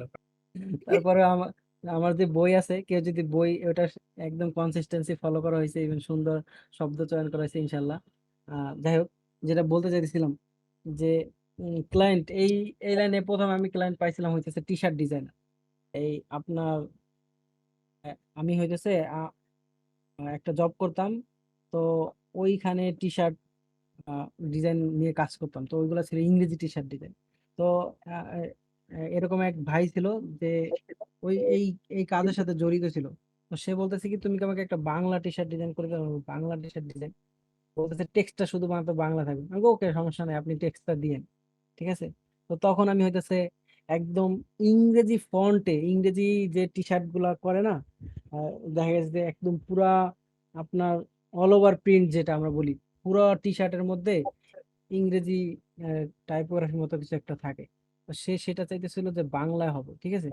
তো আমি আসলে ওর যে শব্দগুলা ছিল, ওই শব্দগুলাকে পুরো অল ওভার প্রিন্ট যেটা আমরা বলি ওইটাতে আমি আসলে স্কেচ করে, আঁকাআঁকি করে, হ্যাঁ, তারপরে ডিজিটালাইজ করে এরপরে পুরো টি শার্টের জন্য রেডি করে দিয়েছিলাম। তো এটা একদম প্রথম আমার বাংলা কোনো পেইড বাংলা টাইপোগ্রাফি লেটারিং নিয়ে, হ্যাঁ, যে আমি আসলে এই কাজটা করতেছি এবং এই এরকম একটা বিষয়। ইভেন আমি মাথায় নিছি যে এটা আসলে আমার বাংলার মধ্যে প্রথম আমার কাজ। কোনো ক্লায়েন্টের সাথে আমি একটা হিমশিম খাইতেছিলাম যে সুন্দর করে করতে পারবো কিনা এরকম। তো প্রথমে আমি আসলে এটা করার জন্য কোনো বাংলা কাজ খোঁজাখুঁজি করি নাই, কারণ আমি জানি যে এইগুলো আসলে বাংলা আমি তার চাইতে যেটা করতে পারি ইংরেজি কাজগুলো দেখি। তো ইংরেজি কাজগুলো দেখতে গিয়ে আমি দেখলাম যে অল ওভার প্রিন্টস এর অনেক টাইপের কাজ আছে। তখন আমি হইতেছে পরে ওই ইংরেজি প্যাটার্ন ফলো করে আমি আসলে বাংলা কাজটা করছি। তো যেটা হয়েছে, তো সেটার জন্য আমি ওই সময় 1500 টাকা পাইছিলাম, ঠিক আছে। তো ওইটাই ছিল আমার প্রথম ক্লায়েন্ট, যার আমি সে টি শার্ট ডিজাইন করে দিছি বাংলা লেটারিং এর মাধ্যমে। মানে এই লেটারিং এর কাজগুলোর মধ্যে প্রথম ক্লায়েন্ট ছিল সে। ইভেন সে প্রিন্ট করে আচ্ছা, আমার দেখাইছে যে এই যে দেখো এটা কেমন হয়েছে দেখো তুমি, হ্যাঁ। আর এরকম একটা অনুভূতি ছিল আর কি, এরকম একটা এক্সপিরিয়েন্স ছিল সেই সময়। এখন খালিদ ভাই যেহেতু এই বিষয়টা শেয়ার করলেন, এখানে একটা ব্যাপার হচ্ছে অনেকেই এখানে হয়তো আপনার থেকে দেখছে, অথবা এখানে ক্যালিগ্রাফি বা লেটারিং নিয়ে এক্স অফ তন্ময় ভাইয়েরও বেশ কিছু ভিডিও আছে, আপনি হয়তো ভাইকে হুম, চিনবেন কিনা কে জানে, চিনেন হুম। হয়তো। তো উনিও হয়তো এইসব বিষয়ে একটু বলছিল, বাট আপনার মতো তো ডিটেল বলে নাই। তো এভাবে দেখে টেকে ধরেন অনেকে আসলে শুরু করছে অলরেডি হয়তো এখন। তো এটার প্রাইজিংটা আসলে, প্রাইস রেঞ্জটা আসলে কেমন হয় টাইপোগ্রাফি বা লেটারিং এর, মানে লোগো বা হচ্ছে যদি কোনো আলাদা কোনো প্রজেক্ট পড়ে, এটার আসলে প্রাইজিংটা কেমন হয়? আমার মনে যেমন চাইছে তেমন করব, এটার আসলে প্রপার কোন না, স্ট্যান্ডার্ড আছে যেটা আপনি করেন? স্ট্যান্ডার্ড বলতে কি ভাই, আমি আসলে আহ, আমার আমার কথা বলি। আমি আমার সাথে যারা অনেকে আমাকে অনেক কাজও দেয় আমার ফ্রেন্ড লিস্টে, বা এরকম আমার ডিজাইনার টাইপের ভাইয়েরাও কাজ দেয়। তো তারাও জানে যে আমি আসলে কি বিষয়টা হইতেছে কি ভাই, এই আপনি মার্কেট স্ট্যান্ডার্ড ধরবেন কখন? যখন দেখবেন যে মার্কেটে আমার কাজের, আমি যেই কাজ করতেছি এটা অন্য অনেকেই করতে পারবে, তখন আপনি মার্কেটের স্ট্যান্ডার্ড মেনটেন করবেন। তো যদি বিষয়টা হয় যে না এটা আমি করব মানে আমি করব, তখন আসলে আমি মার্কেটের দিকে তাকাবো না, তখন আমি আমার মন মতোই বলবো, তাই না? বিষয়টা এরকম। তবে আমি যদি একদম আপনারে বলি যে আমি লেটারিং এর ক্ষেত্রে একদম বেসিক প্রাইস হচ্ছে 3000 টাকা, এবং এটা সর্বোচ্চ মনে করেন 25,000 টাকাতেও গেছে। ইভেন আমি আপনাদের মজার একটা বিষয় যদি শেয়ার করি, আলহামদুলিল্লাহ আমি গত আপনার 15 থেকে 20 দিন আগে আমি একটা লেটারিং এর প্রজেক্ট শেষ করছি, যেটাতে আমি হয়তো আমার 1.5 লাখ টাকা ছিল। এটা আমি আসলে ভাবে শেয়ার করতেছি, যেটা আসলে একটা ফন্ট মাশাআল্লাহ, ডিজাইন ছিল। মাশাআল্লাহ। এটা কি, হ্যাঁ, এটা হ্যাঁ, কি এটা কি একটা কোনো লোগো না, ফন্ট লোগো না। ডিজাইন? হ্যাঁ, হ্যাঁ, ফন্ট ডিজাইন, যেটার কারণে একটু প্রাইজিংটা বেশি। তবে আমি আপনার এই যে বাংলা বাংলা প্লাস টাইপোগ্রাফি, ইংরেজি নাকি অনলি বাংলা? ওটা হইতেছে অনলি বাংলা, ওটা অনলি বাংলা, ঠিক আছে। তো সুপার ভাই, এই, সুপার। হ্যাঁ, এই লাইনে ভাই আপনার আমি বলি অনেক বড়রা আছে যারা এই লাইনে অনেক দিন থেকে কাজ করে, সত্যজিৎ রায় থেকে শুরু করে অনেক আছে যারা আসলে এই টাইপোগ্রাফি লাইনে কাজ করছে, লেটারিং এর লাইনে কাজ করছে, বুঝছেন। আমরা হয়তো, আমি বারবার একই কথা বলতেছি যে গ্রাফিক্স বলতে আমরা কিছু স্পেসিফিক বিষয়ে চিন্তা করি। হ্যাঁ, তবে কি আমাদের কোনো স্পেসিফিক টপিকের উপরে এক্সপার্ট হওয়া ভালো, যে আমি আসলে এই বিষয়ের দিকে ভালো, এই দিকে যাই, আমার আসলে সবকিছু জানতে হবে, সবকিছু শিখতে হবে, এইটা দরকার নাই। হ্যাঁ, বিষয়টা এরকম আর কি। তো গ্রাফিক্স বলতে যা যা বোঝায় সেটা সম্পর্কে আপনি একটা আইডিয়া নেবেন, জানবেন যে এটা এরকম, এটা এইভাবে করে, এটা এইভাবে করে, যে জানার বিষয়ে কোনো সমস্যা নেই। কিন্তু আপনি কোনো একটা মানে একটা বিষয়ে এক্সপার্ট হন, ঠিক আছে, তাইলে ভালো, সেটা আর কি। তো আমি যেটা বলতেছি যে বাংলা লেটারিং অনেকে করে, হ্যাঁ, বাংলাদেশে। তো এখন স্ট্যান্ডার্ড বলতে কি আমি বলি এমন একজন মানুষের কথা বলছে, বাংলাদেশে অনেক বড় নাম করা লোক, যিনি হইতেছে বাংলা কভার ডিজাইন করেন। আপনি এখন আমি নাম বললে চিনবে না, এরকম কোনো মানুষ নাই। কিন্তু যেহেতু এরকম নাম বলার কোনো আহ ইয়া নাই, এই জন্য আমি বলতে চাচ্ছি না। তো সে হইতেছে এরকম লেটারিং দিয়ে কভার ডিজাইন করে। তো আমাকে এক ভাই, পাবলিকেশনস এর এক ভাই বলছে যে ভাই অমুক তো মাত্র 1,000 টাকায় করে, আপনি 4,000 টাকা চাইতেছেন। বলছি ভাই, আমি আসলে এর মধ্যে পারবো না, আমি আসলে আপনাকে কি বলবো বলেন। তখন সে আসলে আমাকে দিয়ে কাজটা করানে। কিন্তু আমি বললাম তো যে 3 থেকে আমার হচ্ছে 25 এরকম বাজেট, আমি অনেক হিউজ কাজ করছি, বুঝছেন, হিউজ, এটা আর কি। তো এই আমি যে মাঝে মাঝে দুই একটা কাজ ফেসবুকে শেয়ার করি, ওগুলো এই বাজেটেই করা, বুঝছেন। তো মাশাআল্লাহ, যদি মাশাআল্লাহ ভাই। স্ট্যান্ডার্ড মনে করেন সেটা, আলহামদুলিল্লাহ। এখন ভাই আমি অফিস নিয়ে ব্যস্ত থাকি, তারপরে বাসায় বিভিন্ন কাজের মধ্যে ব্যস্ত থাকি। এর মধ্যে আমি একজনের জন্য, আমি ভাই একটা লামসাম কাজ করে তো আমি চালাই দিব না কাউরে, তাই না? আমি সেই কাজটার জন্য আমি কম করে ব্রেনস্টর্মিং করব, সেটা নিয়ে আমি ভাববো, সেটা নিয়ে আমি অনেকগুলো স্কেচ করব, সেটা নিয়ে আমি বাছাই করব কোনটা দিব, সেটা নিয়ে আমি আবার ডিজিটালাইজ করব, দেখবো যে ভালো হয়েছে কিনা, না হলে বাদ ওইটা। আবার এরকম করতে করতে আমি তাদেরকে বলেই নি, আমার অনেকগুলো ইয়ে আছে যে আমি বলি ভাই 3 দিনের মধ্যে আমার কাজ সম্পর্কে জিজ্ঞেস করবেন না, ঠিক আছে। এরপরে হইতেছে আমি বাজেট ব্যাপারে ফিক্সড, আমার মানে এই বাজেটের নিচে আমি করবো না, এরকম আমি স্ট্রংলি বলে দেই। ভাই করলে তো আলহামদুলিল্লাহ, না করলে ওই আমি এত পেন খাই না, ঠিক আছে। তো আমি আমার সর্বোচ্চটা তার কাজের উপরে দিব, আমি এখানে সর্বোচ্চ একটা ট্রাই ব্যাপার করবো। হচ্ছে কি হুম, আপনি যে বিষয়টা এখন বললেন ভাই, মানে এইটা আসলেই আমার কাছে মনে হয় যে এটা একটা ডিজাইনারের একটা মাস্ট বি এ মাস্ট আসলে। এটা ডিজাইনাররা অনেক সময় বুঝে না, নিজেরা নিজেদের ভ্যালু কমায়। আমি হচ্ছে আমাদের ব্যাচ প্লাস হচ্ছে কি আমি প্রায় সময় বিভিন্ন জায়গায় অনেকেরই বলছি যারা আমার থেকে এই ব্যাপারটা জিজ্ঞাসা করছে। প্রাইজিং হচ্ছে আসলে মানে প্রাইজিং আসলে আপনার কনফিডেন্স। আপনি আসলে কাজটা কেমন করেন এটার একটা কনফিডেন্স। এবং প্রাইজিং আসলে আপনার ব্র্যান্ড বানায় আলটিমেটলি। এই যে আপনাকে যে একজন বলল যে ভাই ওনার থেকে তো 1,000 দিয়ে করাইছি, এরকম শুনে নাই এখানে খুবই কম ছেলে পেলে আছে। বাট কথা হচ্ছে এরকম শোনার পরে ওদের কাছে ওই টাকা দিয়ে কাজ করে দিছে, এরকম ছেলে পেলেও এখানে অনেক আছে। বাট আমি করব না মানে করব না, দিস ইজ মাই টাইম, আমি আমার সময় নিয়ে কাজ করতেছি এবং আমি আমার সময়ের এনাফ পরিমাণে ভ্যালু আপনারা দিতে পারবো। তো এই কনফিডেন্স নিয়ে যারা করতে পারছে তারা দিন শেষে আমার কাছে মনে হচ্ছে তাদের একটা ফেস বা তাদের একটা স্ট্যান্ড আউট পজিশন তারা ক্রিয়েট করতে পারছে লাইক ইউ। এটা হচ্ছে একটা কনফিডেন্স ভাই, আসলে যে কথাটা বলছে এটা আপনারা একটু শিখে হিসেবে সেটাই। না। ওই ওই দিন আমি আসলে প্রাইসিংটা আমার আপনার কাছে আমার কাছে খারাপ লাগছে ছিল। যে যার কথা বলছে, হ্যাঁ, সে অনেক ভালো কাজ করে, ইভেন হচ্ছে তার অনেক নাম ডাক আছে, বুঝছেন। তো আপনার আমি আমি অবাক হয়ে গেছি। এটা কি আসলে সত্যি হইতে পারে, সত্যি আবার হইতে পারে যে ভাই আমাকে বলছে সে হয়তো আমাকে কনভিন্স করার জন্য এইভাবে একটা জাস্ট ফাফর কাটছে আর কি, এরকম হইতে পারে বিষয়টা, হ্যাঁ। তো যাই হোক আমি ভাই আ- অনেস্টলি এই যে প্রাইজিং ব্যাপারটা, হুম এই হুম নেগোসিয়েশন ব্যাপারটা সবাই পারে না। আপনি যে ব্যাপারটা ফেস করছেন সেম ব্যাপারটা আমি অনেকগুলো জায়গায় দেখছি। আমি একজনকে দেখতাম যে হচ্ছে বিভিন্ন এজেন্সিকে নক দিত। আর আপনি যেহেতু নাম বললেন না, আমিও নাম না বলি। তো উনি এখন তার জোন শিফট করছে। তো ওই ব্যক্তিকে আমি শুনছি অনেকগুলো জায়গায় এবং হচ্ছে বেশ কয়েকটা প্রমাণও পাইছি যে হচ্ছে উনি বিভিন্ন এজেন্সিকে 300 টাকা ডিজাইনের জন্য নক দিছে যে ভাই আপনাদের বাল্কে লাগবে, আমি হচ্ছে 300-তে করে দেই। বাট ওনাকে দেখছি যে উনি স্টেজে উঠে বড় বড় বুলি ছাড়ছে যে আমি তো লাখের নিচে মানে পুরো প্রজেক্ট লাখ হইলে এর সময় ওইটাতে কাজ করি, লং টাইম প্রজেক্টে কাজ করি, তাছাড়া আমি কাজ করি না। মানে তার শেয়ার করা সে করছে, এটা হচ্ছে আচ্ছা। কথা।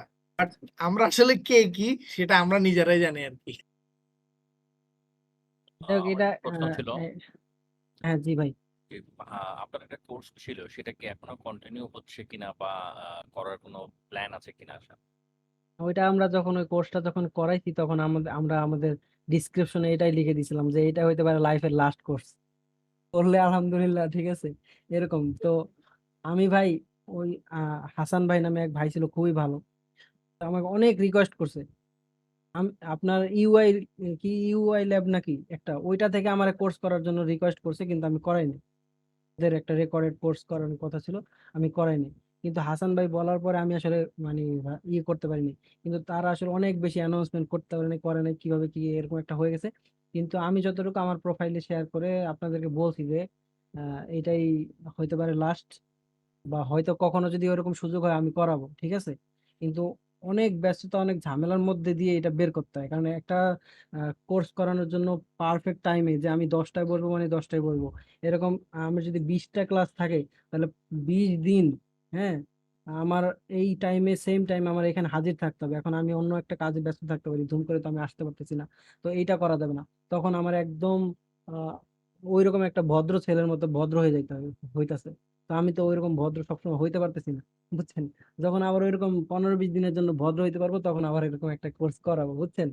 তো ওই যখন কে আমাকে এরকম গন্ডির মধ্যে ফালায় দেয় তখন আমার কাছে এক তো ঝামেলা করতে থাকি। তাই এই জন্য বলছিলাম যে ভাই, যারা জয়েন করবেন এই এই লাস্ট ক্লাসে জয়েন করেন। ওইটা তো এখন চলতেছে না, সহজ আপনার উত্তর হইতেছে এখন কোনো ক্লাস টাস নাই। তবে যদি এরকম হয় তো ইনশাল্লাহ আমার প্রোফাইলে আমি সবসময় এগুলো আপডেট দিই, থাকবে। আর এমনিতে পার্সোনালি কাউরে ওইভাবে 20-15 দিন শেখানো হয় না। ভাই বুঝছেন, আপনার উত্তর পাইছেন? জি, আলহামদুলিল্লাহ। জি ভাই, যদি এরকম সুযোগ হয় আপনি আমাদের সাথে কানেক্টেড থাকেন ইনশাল্লাহ, অবশ্যই করতে পারবেন। আর যদি আপনি কোর্স না করতে মানে আপনার যদি এরকম কিছু শেখার ইচ্ছা থাকে, আপনি টুক করে একটা বই কিনে ফেলেন। বাকি যদি কোনো হেল্প লাগলে আপনি আমার নক টক দিয়েন, সমস্যা নেই। হ্যাঁ, এটা কিন্তু একটা কথা। এখন এখন খালিদ ভাই, আমার কথা হচ্ছে কি কি আপনার কি মানে এখানে ধরেন তো অনেকে মোটামুটি জয়েন করছে, তো আপনি কি আপনার দিক থেকে কোনো রকমের ধরেন কুপন টুপন ছোটখাটো দেওয়া পসিবল কিনা আপনার বইটা পারচেস করার জন্য, যারা হচ্ছে লাইভ জয়েন করতেছে আপনার সাথে, এরকম কোনো সুযোগ আছে নাকি আপনার কাছে? আর যদি নাও থাকে তাও এটা একটা ইনফরমেটিভ বই, আমি বলতেছি।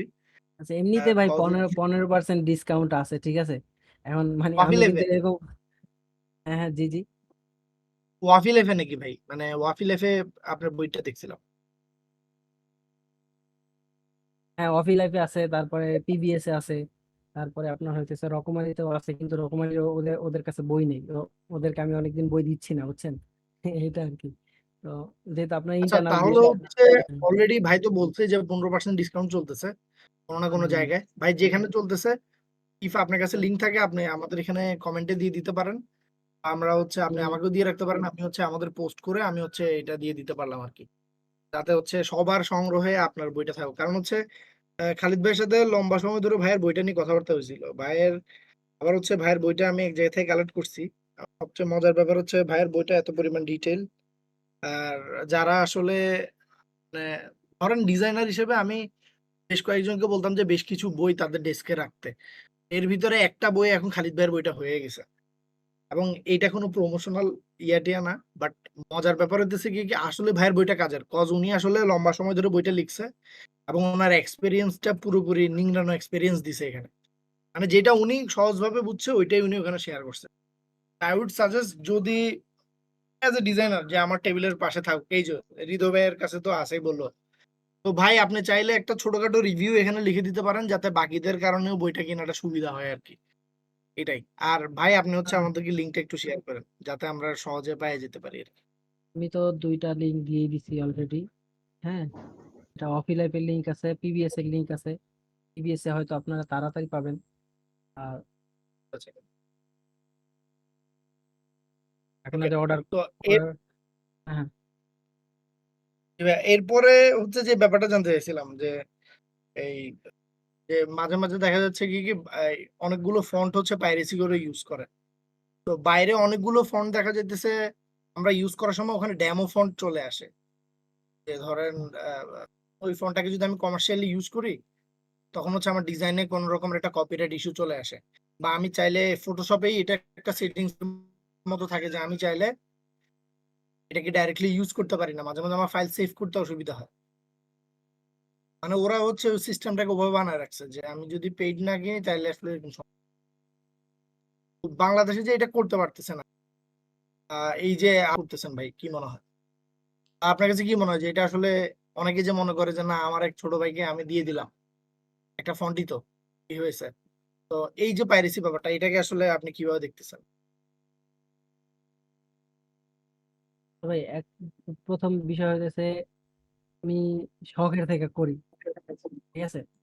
তো তারপরে শখের থেকে, আমার কথা কি স্পষ্ট শোনা যাচ্ছে নাকি? জি জি, একদম ক্লিয়ার ভাই। আচ্ছা আচ্ছা। তো এখন একটু আওয়াজ করে বললে ভালো হতো। বাংলাদেশে যে মানে ফন্ট যে পেইড হয়, ফন্ট যে আসলে ফ্রি ইউজ করতে হয় না, ঠিক আছে, এই বিষয়গুলো আস্তে আস্তে মানুষ বুঝতেছে, বুঝছেন, বাংলাদেশের মানুষের এই আমাদের ভাই ব্রাদার সবাই বুঝতেছে যে এটা আসলে পেইড জিনিস, এটা আসলে কিনে ইউজ করতে হবে। কিন্তু অনেকে বুঝেও উল্টাপাল্টা করে, আবার অনেকে হইতেছে না বোঝার কারণে, যেমন আমি মাঝে মাঝে বলি যে মোমবাতির যে আগুন থাকে না, যে আমার কাছে একটা খালি মোমবাতি আছে, আপনারটার মধ্যে আগুন আছে, আপনি আমার একটু দিয়ে দেন, এই টাইপের, ঠিক আছে, যে আমার পিসিতে টিটিএ ফাইল একটা আছে, ধরে কপি মেরে পেস্ট করে দিয়ে দিলাম, ইনস্টল করে নিছে, আর সে ভাবতেছে আমি তারে তো খুব উপকার করছি। মানে আপনি তো অন্য একজনের ক্ষতি করে উপকার করতেছেন। একজনের দোকান থেকে মাল সামানা চুরি করে নিয়ে আপনি আরেকজনের নিয়ে বলেন ভাই আপনি খায়া দেয়া বড় লোক হন, মানে ঠিক আছে, বা আপনি চলতে পারতেছেন না, আপনি খুব কষ্টে আছেন, এইগুলা খায়া বড় লোক, মানে ভালোভাবে থাকেন। তো এটা তো একজনের ক্ষতি করে আরেকজনের। এখন যেহেতু আমরা আসলে এটা করতেছি, আপনি আমার অ্যাসেট কে নিয়ে অন্য বিভিন্ন যেটা হইতেছে যে টেলিগ্রামে কিন্তু প্রচুর গ্রুপ আছে, যারা এক একটা গ্রুপের মেম্বার থাকে 600 700 আরো বেশি, বা হাজারের উপরে। তারা কি করতেছে, ফন্ট একটা মানে আমি পাবলিক করার সাথে সাথেই ওরা নিয়ে ওইখানে দিয়ে দিচ্ছে ফ্রি। ভাই আমি জানি না তার আসলে কি উপকার হচ্ছে। অনেকের সাথে কথা বলার পরে বলতে ভাই আসলে সরি, আমি এইভাবে আসলে বুঝতে পারি নাই। কেউ হয়তো না বুঝে করতেছে, আবার কেউ বুঝে করতেছে। এখন আমাদের এই ফন্টের মধ্যে এখনো বাংলাদেশের কপিরাইটের সিস্টেম, ঠিক আছে, এটার মধ্যে অনেক ঝামেলা আছে। আমরা আমরা এগুলা নিয়ে একটু ঘাটাঘাটি করছি, আমরা কয়েকজন এখানে এগুলা নিয়ে আলোচনাও করছি।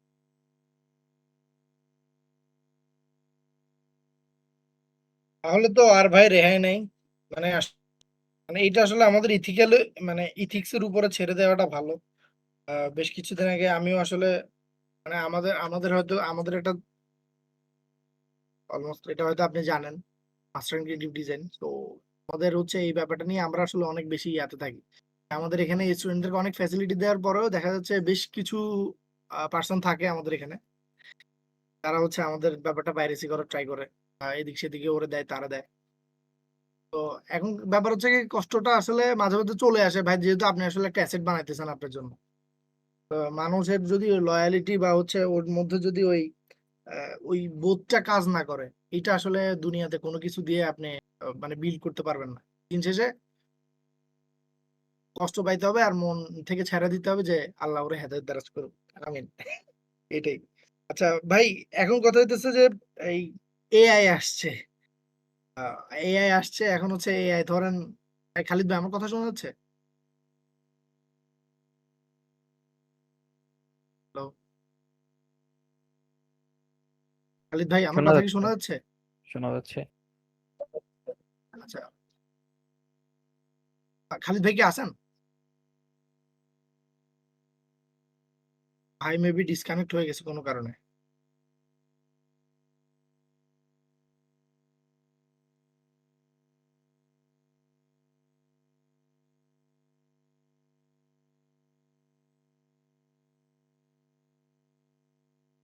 আচ্ছা, একটা মিনিট, আমি একটু ওনাকে একটা নক দেই। ভাই হয়তো অ্যাভেলেবল হয়ে গেলে কিনা। ও ভাই আছেন ভাই খালিদ ভাই? আহ, এটা ফানি ঘটনা করছে, বুঝছেন। ভাই আপনি আছেন তো অ্যাভেলেবল এখন? হ্যাঁ হ্যাঁ হ্যাঁ, আছি আছি। আচ্ছা, তো কম্পিউটারে যে কম্পিউটারে বিষয়টা বলতেছিলাম সেটা হচ্ছে জি ভাই, কম্পিউটার কি হয়েছে? কম্পিউটারের কেবলের সাথে আমার পা লাগছে, তারপরে শেষ। আপনি বাইজা থাকলে হয়েছে ভাই। আচ্ছা জ্বর বাদলের টাইম। হ্যাঁ ভাই কিছু আচ্ছা, বলতেছি। যেটা বলতেছিলাম ভাই, বললাম এখন তো এআই আসছে। হ্যাঁ ভাই, বলতেছি এখন তো এআই আসছে, বুঝছেন। এখন আমি অনেককে দেখছি একটা কাজ করতে, সেটা হচ্ছে ধরেন এক্সিস্ট কোনো একটা টাইপোগ্রাফি বা লেটারিং কে সে দিয়ে দিচ্ছে, দিয়ে তার মতো সে কাস্টমাইজ করে তার ডিজাইনে ইউজ করতেছে। অনেকে হচ্ছে এআই দিয়ে বলতেছে আমি হচ্ছে কাস্টমাইজ ক্যালিগ্রাফি লেটারিং বানায় ফেলবো। তো আপনি আসলে এই ব্যাপারটা এজ এ টাইপফেস ডিজাইনার আপনি আসলে কেমন ফেস করছেন, যে এটা আসলে ধরেন যারা ফন্ট ডিজাইনার আছে বা যারা লেটারিং বা ক্যালিগ্রাফি করে বা যারা বিজনেস ওনার আছে, আলটিমেটলি এখানে যদিও অনেক বিজনেস ওনার নাই, সবাই ডিজাইনার। সবাইকে ডিফেন্ড করার জন্য আমাদের একটা অ্যান্সার থাকা উচিত যে এআই দিয়ে আসলে লেটারিং বা টাইপোগ্রাফি করাটা কতটুকু যুক্তিযুক্ত। তবে আপনার প্রশ্নটা আমি হয়তো বুঝতে পারছি যে লেটারিং এর জায়গায় এই খায়া দিব কিনা, যে খায়া দিব একটা শব্দ সবাই বলে ঠিক আছে, বা এই জায়গা হ্যাঁ ভাই, ভাই খায়া তো দিবে না, বাট আমাদের ক্লায়েন্টরা তো বলে আসলে যে হচ্ছে দেখেন আমি তো হচ্ছে এরকম একটা ইন্সপাইরেশন দিলাম, দিছে আমাকে বানায় দিছে আমার মতো করে। হুম, সো তাহলে আসলে আমি মানে আমরা আসলে তাহলে আসলে আমার কেন দরকার যে আমি একটা একটা লেটারিং করে এমন একটা ডিজাইনের কাছ থেকে হ্যাঁ আমার হ্যাঁ। লেটারিংটা করাবো, বা টাইপোগ্রাফি করে এমন কারো কাছে আমার টাইপোগ্রাফি। আচ্ছা, প্রথম কথা আমি যদি বলি, বুঝতে আমার পারছেন? আমার কথা শোনা যাচ্ছে কিনা জাস্ট এটুকু বলেন, কারণ এখানে দেখা যাচ্ছে যে মানে কিছু একটা জি ভাই, ডিসকানেক্টেড। শুনতেছি ভাই, শুনতেছি। আচ্ছা, তো বলতেছি যে গ্রাফিক ডিজাইনের ক্ষেত্রেও তো এই বিষয়টা আছে যে এআই আসার কারণে এই সমস্যাটা হবে কিনা। তো আহ, যদি গ্রাফিক্স এর অনেক বিষয় আছে আমরা আসলে ইজিলি এআই দিয়ে করে ফেলতে পারতেছি, এমনকি একটা পুরো সোশ্যাল মিডিয়া পোস্ট ডিজাইন আমরা মানে কি বলে এআই এর মাধ্যমে করতে পারতেছি, এরকম হয়ে গেছে। তো এখন সেটার মধ্যে অনেক ঝামেলা থাকে, অনেক কিছু থাকে, দেখতে লাগে এআই এআই এরকম অনেক বিষয় আছে। তো এইখানে লেটারিং এর বিষয় এইটা হইতেছে, এখনো যদি এআই এআই যদি এটা গ্র্যাব করতে চায়, হ্যাঁ, যে এআই এটাকে নিয়ে নিবে, তো সেই ক্ষেত্রে আরো অনেক সময় লাগবে, অনেক। বলতে গেলে বাংলা তো যুক্তবর্ণের যে অবস্থা, যুক্তবর্ণের যেই জায়গা, এই জায়গা দখল করতে এআই এর মনে করেন অনেক ঝামেলা পোহাইতে হবে। এটা আসলে অন্তত বাংলা লেটারিং এর ক্ষেত্রে পসিবল না। তবে কিছু যে করা যাবে না তা না, যুক্তবর্ণর বিষয়টা বাদ যদি দেই, তাহলে আপনি হয়তো আপনি মনে করেন আমি এখানে লেখা আছে যে মনে করেন সুড়ঙ্গ, হ্যাঁ, তো আপনি সুড়ঙ্গ শব্দটাকে এআই কে দিয়ে আপনি বললেন যে এখানে সুড়ঙ্গ লেখা আছে, আমি তরঙ্গ লিখতে চাই, তুমি আসলে এইটার মতো করে আমার আসলে তরঙ্গ লিখে দাও। এটা হয়তো আপনি এআই দিয়ে করতে পারবেন এবং এটা করা পসিবল। ইংরেজি ফন্টের ক্ষেত্রে আরো বেশি ভালো, যে আপনি কয়েকটা অক্ষর ওরে দিয়ে দিলেই ও হইতেছে আপনার A to Z, আপনার যতগুলো অক্ষর আছে, হ্যাঁ, সবগুলো কিন্তু করে ফেলতে পারে, ইভেন সিমিলারিটি রক্ষা করে। এবং ওই ফন্টের যে ওয়েট, ওই ফন্টের যে মনে করেন এগুলা ইংরেজি ফন্টের ক্ষেত্রে খুবই সুন্দর, এবং এখন হচ্ছে, ইভেন আমি অনেকগুলা ট্রাই করছি। কিন্তু বাংলার ক্ষেত্রে আপনি আমি আমি তো যেহেতু বাংলা নিয়ে কাজ করি, এই আপনার প্রশ্নের জায়গায় আমি কাজ করছি আরো বেশি, হ্যাঁ, এই এই জিনিসগুলো আমি আরো বেশি তৈরি করার ট্রাই করছি, যে বাংলা যেহেতু আমি আসলে এত কষ্ট করে কেন করব, আমার কি শখ নাকি যে আমি আসলে এই আহ, একটু স্কেচ করব, তারপরে আবার একটু কম্পিউটারে স্ক্যান করে নিব বা ছবি তুলে নিব, তারপরে ইলাস্ট্রেটর দিয়ে বসে বসে ভেক্টর করব, এইগুলাকে আমার শখ নাকি? আমারও তো মন চাই যে আমি আসলে আরো কত ইজিলি করতে পারি। হ্যাঁ, ইজি করার ক্ষেত্রে এ অনেক হেল্পফুল, তবে আহ, এইখানে ওই আপনি একটা অক্ষর থেকে, একটা সুড়ঙ্গ থেকে তরঙ্গ বানাইতে পারবেন, কিন্তু এখানে কিছু সাইকোলজিক্যাল বিষয় আছে, কিছু গ্রামাটিক্যাল বিষয় আছে, যে কেন আসলে আমার তরঙ্গ লেখাটা দেখতে বোল্ড হবে, কেন এটা চিকন হবে, কেন এটার অক্ষরের মধ্যে মানে একটু থাকে না যে কার্টুন টাইপের অক্ষর, তারপরে আপনার অক্ষরের মধ্যে একটু শার্পনেস, মানে অক্ষরের মধ্যে অনেক ভেরিয়েশন থাকে না, যে আমি যদি আপনাদেরকে এখানে একটা ইমেজ আপলোড দেই, দেখাই।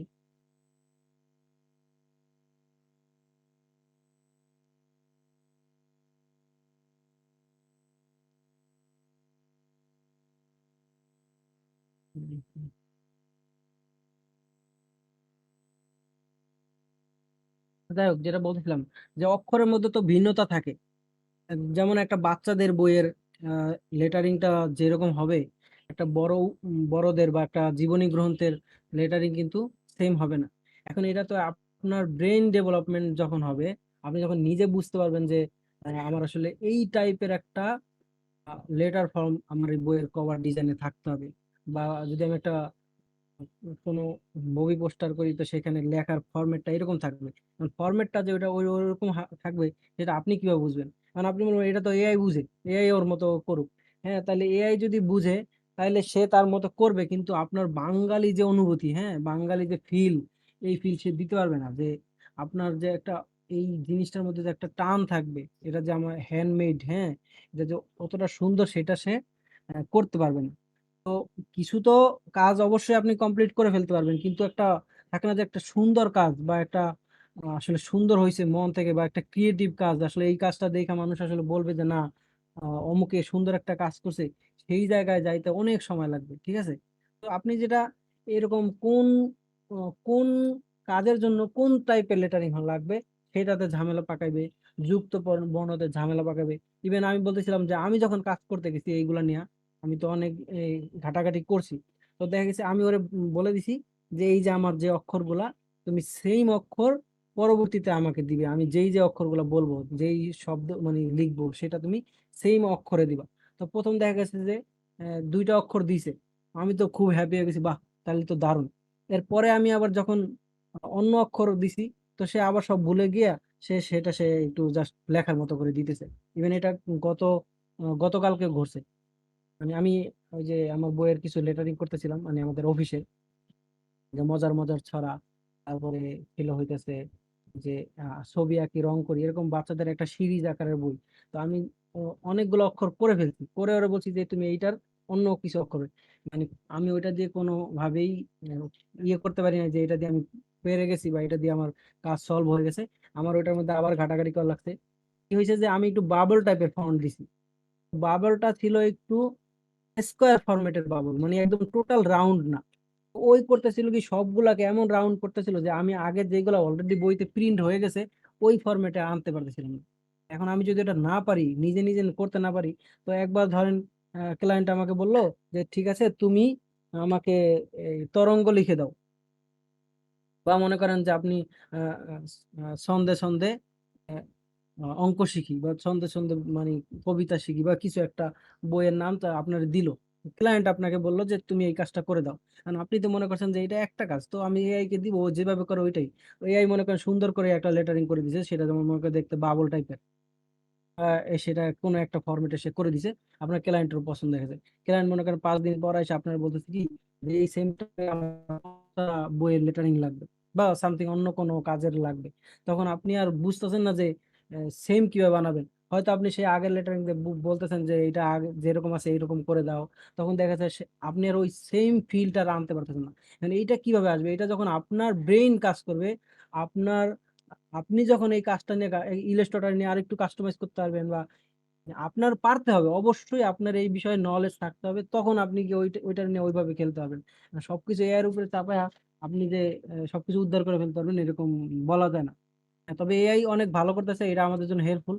তবে এই বাংলায় আইসা অনেক ঝামেলা করবে, এবং হচ্ছে অলরেডি, মানে এটা হয়ে যাইতেছে না যে আমি এটা দিয়ে সবকিছু করে ফেলেছি।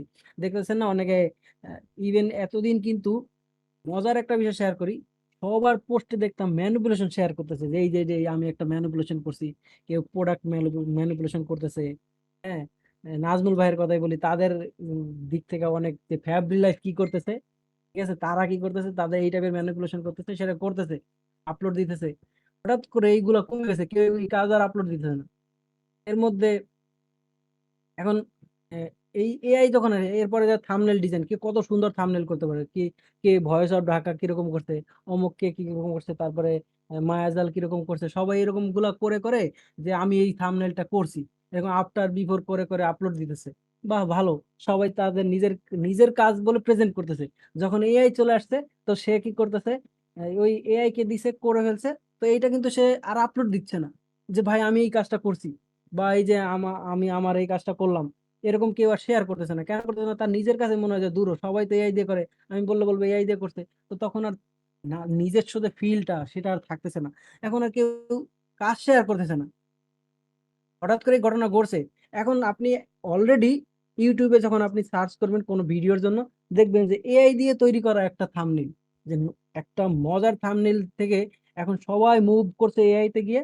এখন সব এআই কি করতেছে, ওই কিছু ফন্ট আছে যেগুলো হিনশিলিগুড়ি বা আরো সামথিং, যে ফন্ট গুলো আছে ওইগুলোর ফরম্যাট যেহেতু ওই মাথায় নিয়ে নিছে এআই, এআই যেহেতু ওইগুলোরে রিড করে ফেলছে, তো ওই করে কি সব টেক্সটের মধ্যে অলরেডি যে বাংলা টাইপের ফন্ট গুলো, বাংলা মানে বাংলা থাম্বনেল গুলা যেরকম হয়, ওই ফরম্যাটটা ক্যাচ করে নিছে যে এইটা আসলে থাম্বনেলের ফরম্যাট। হলুদ কালারের অক্ষর, সাদা কালারের বোল্ড অক্ষর, এরপরে বাকি ঘিঞ্চি মিঞ্চি টাইপের এইটাই হাবি যাবি। ওই করতেছি কি, ওর ফরম্যাটে একটা দিয়ে দিতেছে। হ্যাঁ, ইভেন প্রত্যেকটা দেখলেই মনে হয় যে ইচ্ছা নাই, আমার এখানে মন চাইতেছে না যে আমি রশি কাঠটা একটু পেঁচানো রাখি, ওই নিজে ইচ্ছা করে ওখানে পেঁচায় দিতেছে, বুঝছেন? তো এখন যে এআই দিয়ে শুরু করছে, সে মনে করবে এই পেঁচানোটাই সৌন্দর্য, কিন্তু ওইটা সৌন্দর্য না। হ্যাঁ, এখন তখন আর ওই কাজের যে একটা কোয়ালিটি, কাজের যে কাজটা যে একটা গ্রামার মেনটেন করে আসছে, সেই বিষয়গুলো আর থাকতেছে না। কাজটা এআই কিভাবে রিড করছে, এআই পারে না পারে সবার কাজ কম্বাইন করে সে ওখান থেকে একটা আউটপুট দিতেছে। আমার কথা বুঝছেন? আপনার গুগলে বা আপনার ইন্টারনেটে যত ধরনের বাংলা লেটারিং বা থাম্বনেল নিয়ে যেইগুলাতে বাংলা অক্ষরের শেপ ব্যবহার করা হয়েছে, এই সব কিছুই তো এআই রিড করতেছে। তো যে খারাপ ডিজাইন করছে তারটাও রিড করতেছে, আপনি যে ভালো ভালো ডিজাইন করে আপলোড দিচ্ছেন আপনারটাও রিড করতেছে। এরপরে কম্বাইন করে সে আপনার ওই ভালো মন্দর মিক্সে, আপনি কেউ মনে করেন একটু ল্যাংজালা অক্ষর ব্যবহার করছে, ওইখান থেকে একটা নিছে, আর কেউ মনে করেন বোল্ড অক্ষর ব্যবহার ওইখান থেকে একটা নিছে, নিয়ে মনে করেন বানাইছে যে এইটাই ডিজাইন। মানে আপনি তো ওইটা দেখে হ্যাপি, কিন্তু মানে আপনার ডিজাইন দেখা যায় মানুষ বলে যে না তুমি সুন্দর একটা কাজ করছো, সেই বিষয়টা তো আর থাকতেছে না, তাই না? এখন ইউটিউবে সার্চ করলে এই টাইপের সব ফরম্যাট, একটু ওই যে এআই এআই একটা থাম্বনেল এরকম আসে। তো সেটা শুধু থাম্বনেল দিয়ে বুঝালাম, এরকম বিভিন্ন ক্ষেত্রে এআই আইসা মানে মানে হিউম্যান টাচটা আসলে নাই। আর আপনার হিউম্যান টাচ না থাকার কারণে আপনি যে একজন আছেন ডিজাইন হিসেবে, আপনিই নাই। আমার কথা কি বুঝছেন? তো নিজস্বতা থাকতে হবে কাজের মধ্যে, ওই বিষয়গুলো থাকা লাগবে।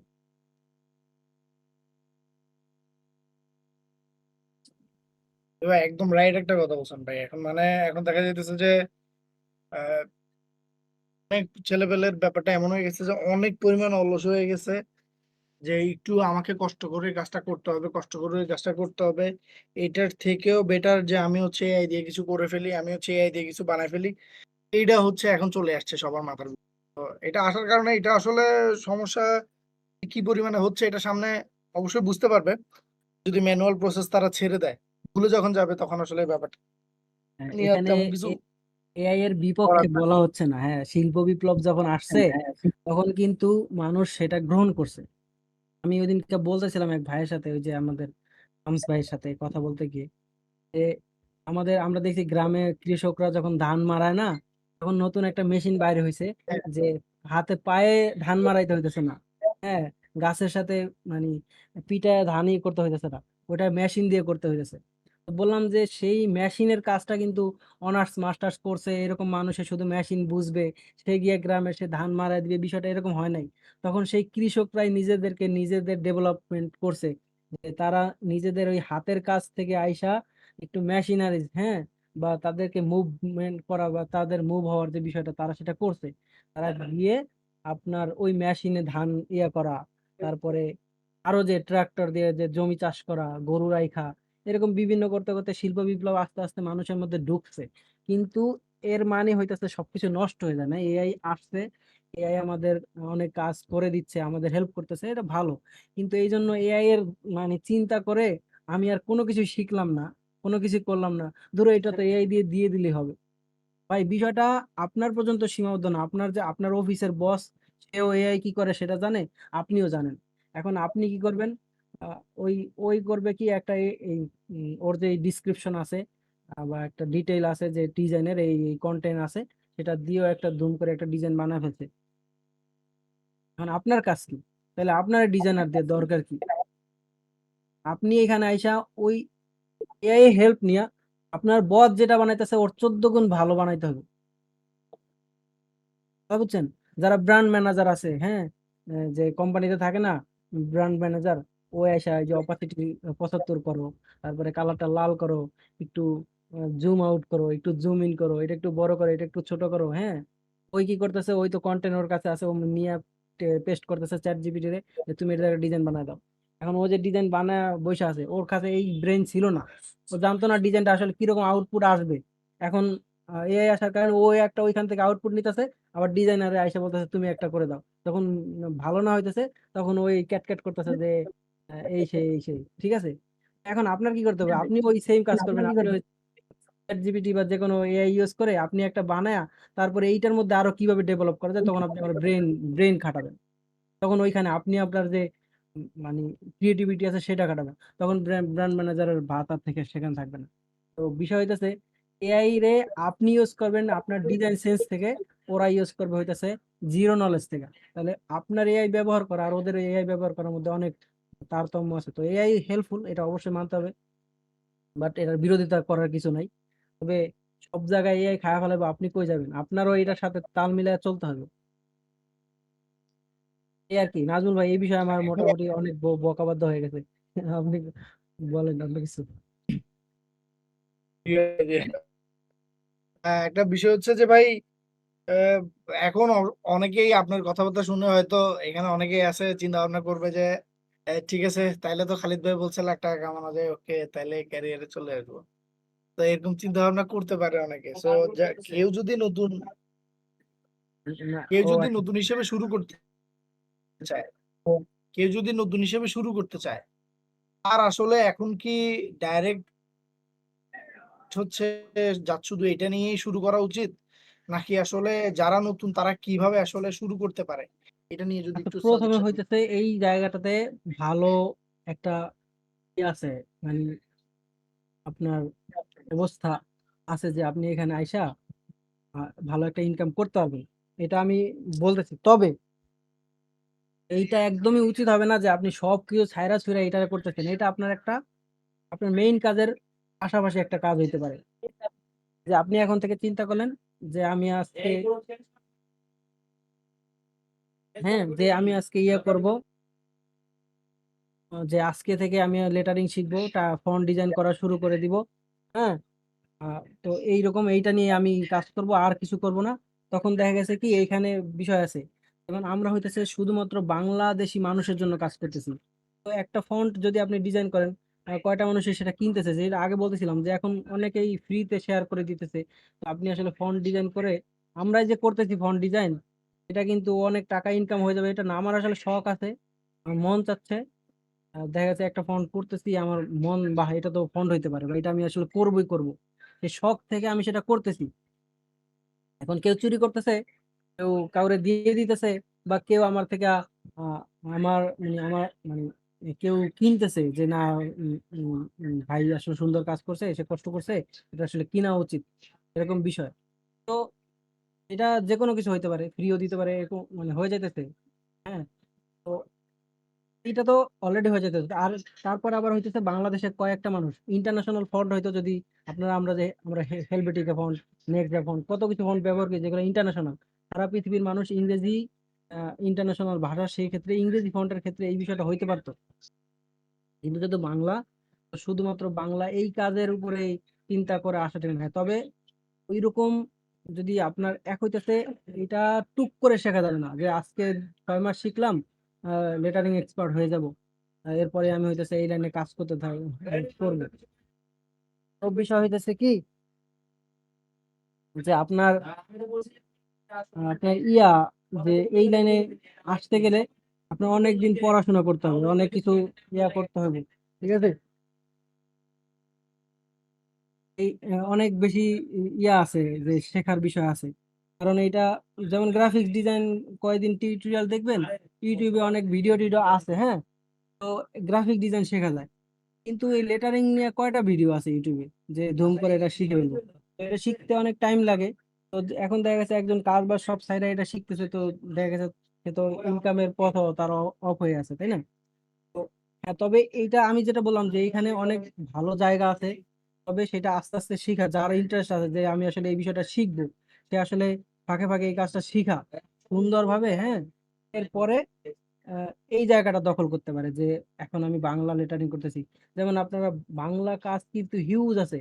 যেমন অনেকে আইসা বলে ভাই কোকো কোলার লোগোটা যেরকম বাংলা ইংরেজি দুইটা, আমি আসলে ওই রকম একটা কাজ করতে চাই, আমার লোগোটা বাংলাও থাকবে ইংরেজিতেও থাকবে। আপনারা বিভিন্ন দোকান বা শপের বিভিন্ন কোম্পানির দেখবেন যে এটার ক্ষেত্রে দুই ধরনের ফন্টই ব্যবহার করা হয়েছে। হ্যাঁ, যেটার নামটা বাংলায় আছে, আবার সেটার নামটা ইংরেজিতেও আছে। তো দেখা গেছে যে এখন বাংলা কাজগুলো আসে, তো এরপরে আপনি দেখবেন যে বিভিন্ন কনস্ট্রাকশনের যে বিল্ডিং গুলা এজেন্সি করে না, তো সেই ক্ষেত্রে অমুক ভিলা তমুক ভিলা, এই লেখাগুলো এমন এমন ফন্ট ইউজ করে যেগুলো দেখলে মনে হয় ধুরো কি করতে, এটা যদি একটা হ্যান্ড লেটারিং হইতো বা সুন্দর একটা হাতের কাজ হইতো তখন তখন বিষয়টা ভালো হইতো। তো এই জায়গা যেহেতু আছে সুন্দর, হ্যাঁ জায়গাটা আছে, এখানে আপনারা কাজ করতে পারবেন। হ্যাঁ ইভেন এখানে মানুষের ওই টাইপের ডিজাইনারদের চাহিদা আছে। যে বললাম যে আমি একটা বাংলা লোগো ডিজাইন করতে বললে আমি 50 জন লোক পাবো না যে আমি এখান থেকে বাছাই করে একজন দিয়ে করাবো, কিন্তু সেখানে লোকের পরিমাণও কম। তো জায়গা খুব ভালো। হ্যাঁ কিন্তু এইটা বলবো না যে ধুম করে আইসাই সে একদম সবকিছু করে ফেলতে পারবে, এটা বললে ভুল হবে। তো তখন দেখা গেছে সবাই আমার গালি মন্দ করবে যে ওই লোকের কথা শুনে আমরা এই এটাকে নামছিলাম। তবে আপনার এই টাইপের কাজ অনেকে করে। হ্যাঁ আমরা যদি বড় যাদের তো ধ্রুবেশ, তারপরে সাব্যসাচী হাজরা, তারপরে কাজী ভাই, হ্যাঁ এরকম অনেকে করে। আমি আসলে নাম বলতে অনেক সময় লাগবে। ইভেন এরকম কি বাংলাদেশি নাগরিক না, বিদেশি নাগরিক এই বাংলাদেশে বসে তারা বাংলা লেটারিং নিয়ে এমন এমন কাজ করতেছে যে এটা আমাদের বাংলা ভাষাভাষী মানুষের থেকেও তারা বেশি ভালো করতেছে। হ্যাঁ তো আপনি এই জায়গাতে অনেক বড় জায়গা আছে অনেক। ইভেন যখন বই মেলা হয় কত পরিমাণ লেটারিং এর যে কাজ থাকে, তারপরে এগুলো তো আপনারা বুঝতেছেন, নেমোনিক লেটারিং, তারপরে বাংলা লোগো, তারপরে বাংলা টি শার্ট ডিজাইন, অনেক কিছু থাকে, এগুলো হইতেছে। এখন যদি আপনি নিজের স্কিলটা ওইভাবে দেখাইতে পারেন যে আমি আসলে এই বিষয়ে এক্সপার্ট, এই বিষয়ে কাজ করতে পারি, তখন আপনার ওই পরিমাণ কাজ আসবে যে আপনি গ্রাফিক বা অন্য অন্য ভিডিও এডিটিং এগুলো না করেও শুধু আপনি এই কাজটা করেই আপনার মানে আপনার হিউজ পরিমাণ ইয়া হবে, ইনকাম হবে ইনশাল্লাহ। তবে এখন আপনার বিষয়টা হইতেছে যে আহ, এখানে আসলাম, করতে পারলাম না, একটা মানে আধো আধো ব্যাপার যে মানে কিছু একটা করলাম কিছু একটা করলাম না, এরকম হয়ে গেলে তখন আর ওই জায়গাটা নষ্ট হবে। ঠিক আছে, তো আমি একদম বলবো না যে হাজার হাজার, এই যে ভাই বলছে লাখ লাখ লাখ লাখ টাকা তো আসলে ইনকাম ওই যেরকম ওই বলে যে ফ্রিল্যান্সিং এর মতো, যে ফ্রিল্যান্সিং করে লাখ লাখ টাকা ইনকাম করে, কেউ নাকি সরকারি চাকরি ছাইরা ফ্রিল্যান্সিং শুরু করছে। এরকম করতে গিয়া আপনার হইতেছে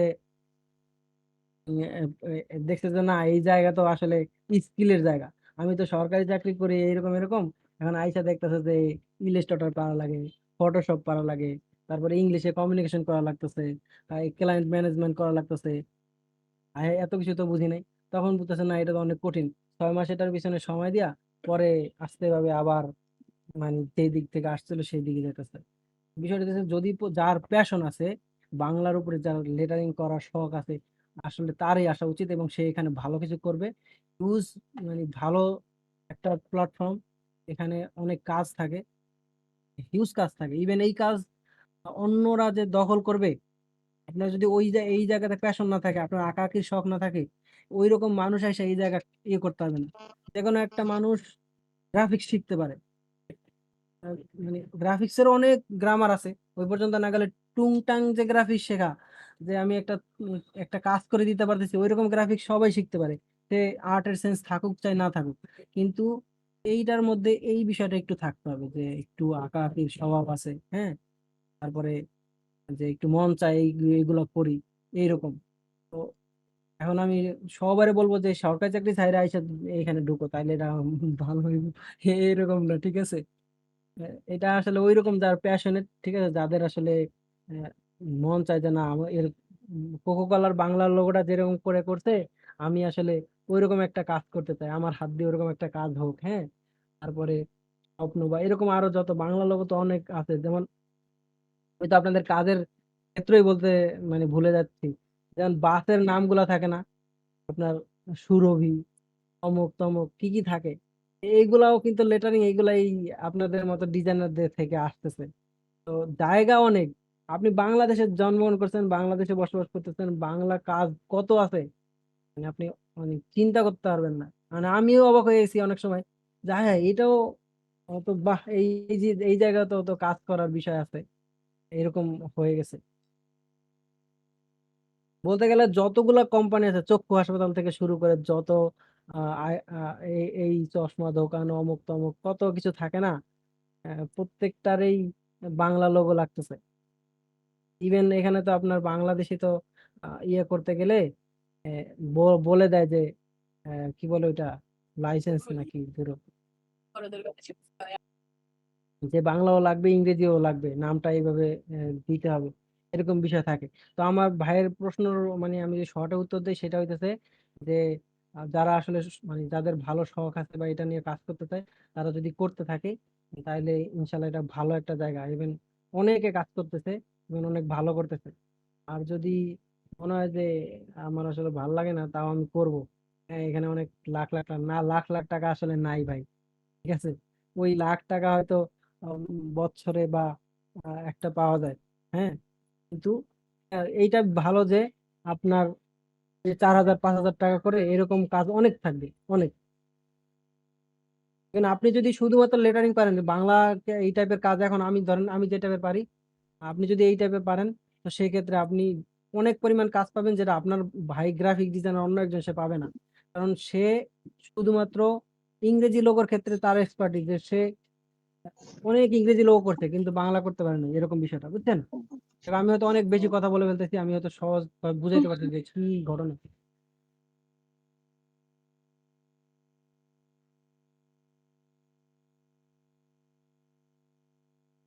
আজমল ভাই, থ্যাংক ইউ খালেদ ভাই, আপনি খুব ভালো একটা অ্যান্সার দিচ্ছেন। আর হচ্ছে এটা আমাদের জন্য আসলে ইন্সপায়ারিং। আর ব্যাপারটা হচ্ছে এটাই যে ভাই আসলে যে ব্যাপারগুলো বলছে, আমার কাছে মনে হয় যে নতুনদের জন্য আসলে এই ব্যাপারগুলো মাথায় রাখা দরকার। আসলে যে ভাই যে ব্যাপারগুলো বলছে, এগুলো আপনারা কেউ নোট করে রাখতেছেন নাকি জানি না, বাট আমরা যখন আবার ক্লাসটা দিব, সেশনটা শেয়ার করব, তখন হচ্ছে আপনারা চাইলে ব্যাপারটা দেখে নিতে পারেন। আচ্ছা, এখন যে ব্যাপারটা খালিদ ভাই আপনার কাছে, লাস্ট কোশ্চেন, রাত অনেক হয়ে গেছে মোটামুটি, আমরা একটা লাস্ট কোশ্চেন, আমাদের মেয়েদের সেশন গুলো অনেক লম্বা হয় বলতে 2টা 3টা পর্যন্ত ছেলে পেলে থাকে, তো এটা কোনো ব্যাপার নেই। আচ্ছা, আপনাদের কোনো কোশ্চেন থাকলে আপনারা কোশ্চেনটা কুইক করতে পারেন। আর এর ভিতরে ভাইকে আমার করা লাস্ট কোশ্চেন, সেটা হচ্ছে ভাই দেখেন, ডিজাইনারদের জন্য তিনটা তিনটা করতে হবে এমন টিপস, আর তিনটা করবে না এমন টিপস দিবেন, টোটাল 6টা। এই তিনটা কাজ অ্যাজ এ ডিজাইনার করা উচিত, আর এই তিনটা কাজ অ্যাজ এ ডিজাইনার করা উচিত না, এরকম। এটা হচ্ছে বাকিদের জন্য ইয়া থাকবে। আর ইফাত, তুমি চাইলে এটা নোট নিয়ে রাখতে পারো, এখানে মেসেজে আমাদেরকে দিয়ে রাখতে পারো। তো খালিদ ভাই ভাই প্লিজ। তো কঠিন প্রশ্ন করে ফেলছেন। তো এবং এই এটার ক্ষেত্রে আমরা সবসময় বলি যে মনে যা আসে তাই বলবেন।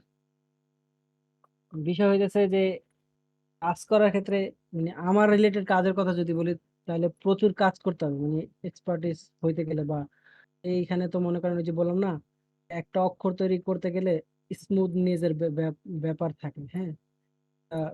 ওইটারে একদম পারফেক্ট ভাবে আহ, আমার মনে করেন ওসিডি আছে, বুঝছেন?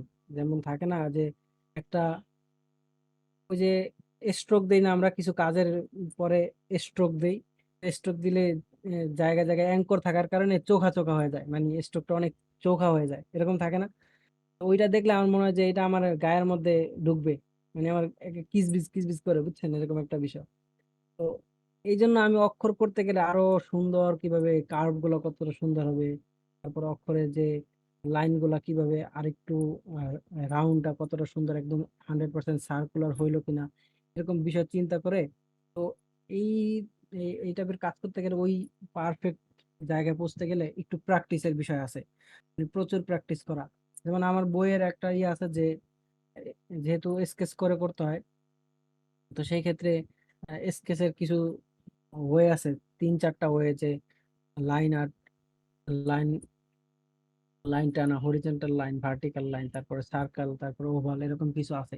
তো এই বিষয়গুলা প্র্যাকটিসের বিষয়, প্রচুর প্র্যাকটিস যদি করে, সেটা শুধুমাত্র এই লেটারিং ইয়াতে না, সব জায়গাতে যত বেশি প্র্যাকটিস করে, মানে এই কাজ করতে থাকবে, ভুল হবে, হ্যাঁ, সমস্যা হবে, হবে না, হইতেছে না, মন মতো হইতেছে না, তারপরে করবে।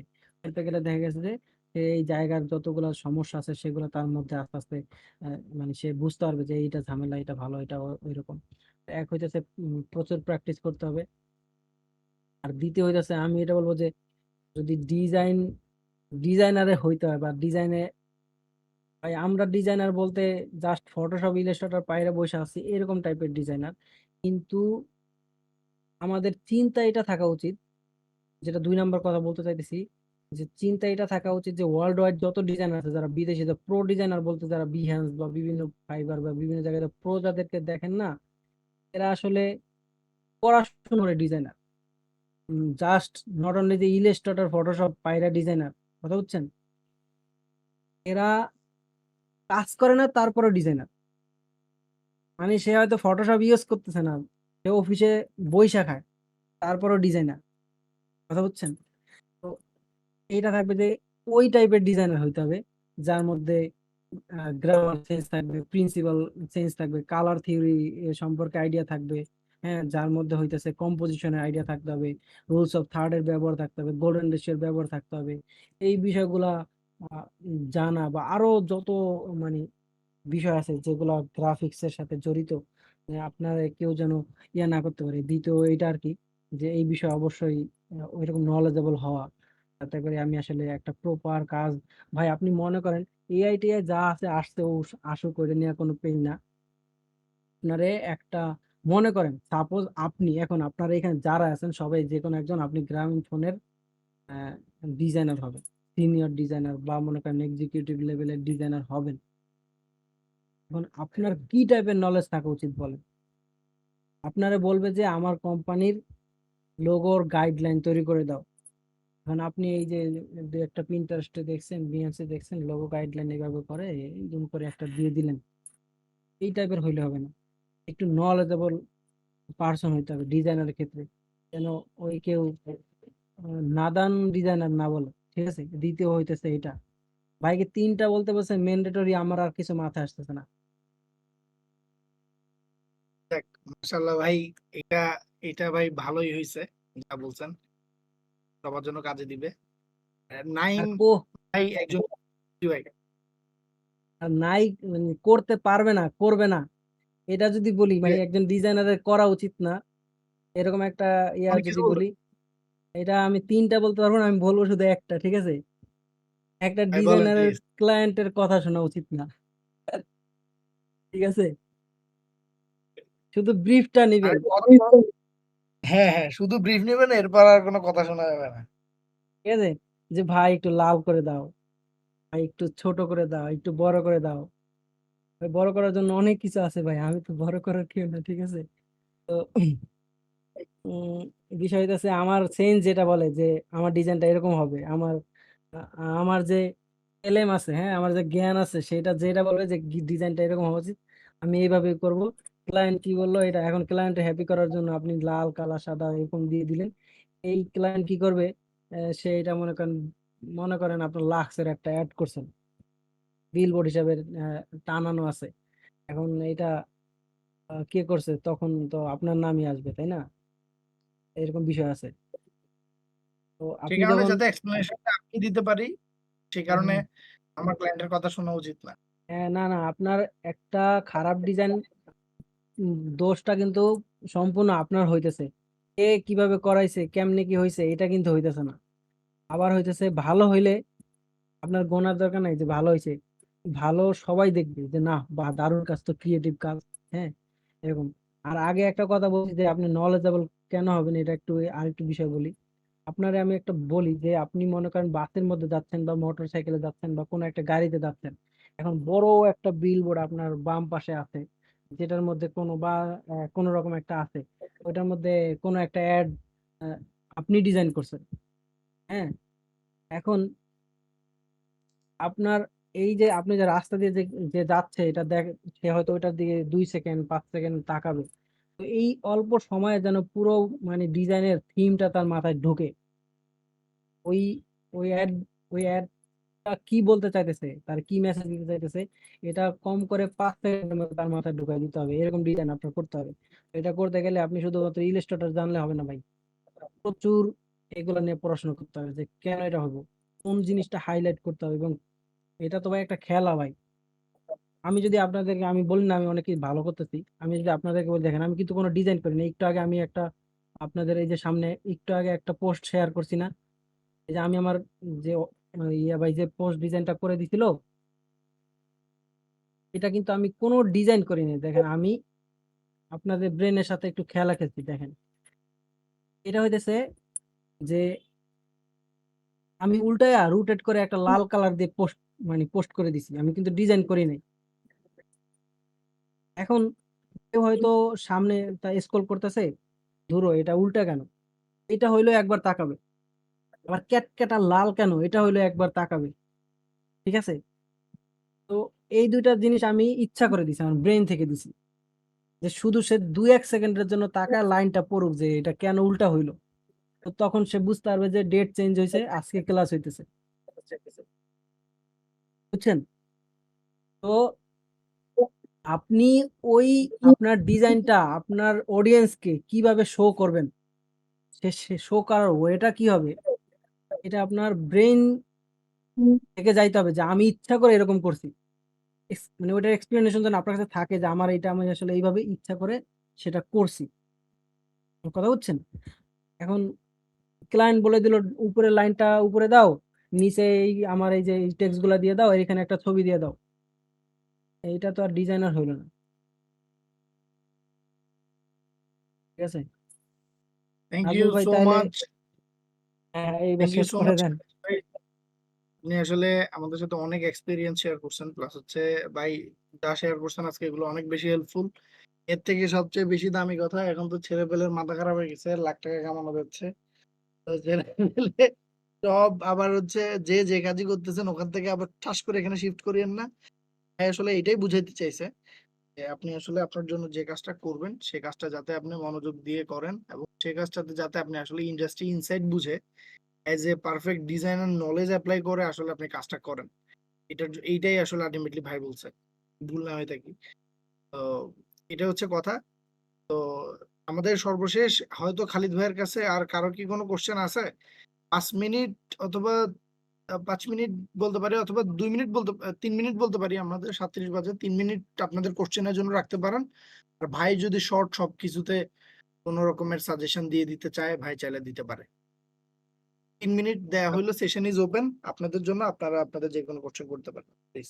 হ্যালো তবে হ্যাঁ, কেউ কথা হ্যালো বলতে চাইতেছে। জি ভাইয়া, জি বলেন, আপনার কথা শুনতে পেতেছি। জি আমার দুইটা কোশ্চেন ছিল। একটা হচ্ছে ভাইয়ার যে ক্যালিগ্রাফি বইটা আছে ওইটার কি আমাদের অডিয়েন্সের জন্য কি একটা কুপন দেওয়া যায়, কোনো ডিসকাউন্ট ডিসকাউন্ট? আচ্ছা, বলতেছিলাম যে এটা অলরেডি 15% ডিসকাউন্ট আছে। এখন ভাইয়ের সাথে হ্যাঁ যেহেতু আমার এটা ও এটা আচ্ছা আচ্ছা অলরেডি, হুম, হুম, হুম। হ্যাঁ আচ্ছা, এটা কোথায় অলরেডি আছে ভাই বলছে। কোথায়? এটা এই যে লিঙ্ক দেওয়া হয়েছে এখানে, লিঙ্ক দেওয়া হয়েছে, অফি লাইফের লিঙ্ক দেওয়া হয়েছে। আপনি এই কোনো জায়গা থেকে নিতে পারবেন। পিবিএস এ আচ্ছা, দিলেই থ্যাংক ইউ। বেটার, আপনি তাড়াতাড়ি পাবেন সেটা। জি জি, আচ্ছা, থ্যাংক ইউ। আর সেকেন্ড কোশ্চেন হচ্ছে এই যে আমরা ধরেন লেটারিং বা থেকে শুরু করে প্র্যাকটিস থেকে শুরু করে ক্লায়েন্ট পাওয়া পর্যন্ত স্টেপ গুলো যদি একটু বলতেন, যেহেতু মানে আমরা কিভাবে ক্লায়েন্ট হ্যাঁ, পেতে পারি আর কি। আচ্ছা, এখানে হচ্ছে যেহেতু এই কাজটা বাংলাদেশি মানুষের জন্য, তাই না?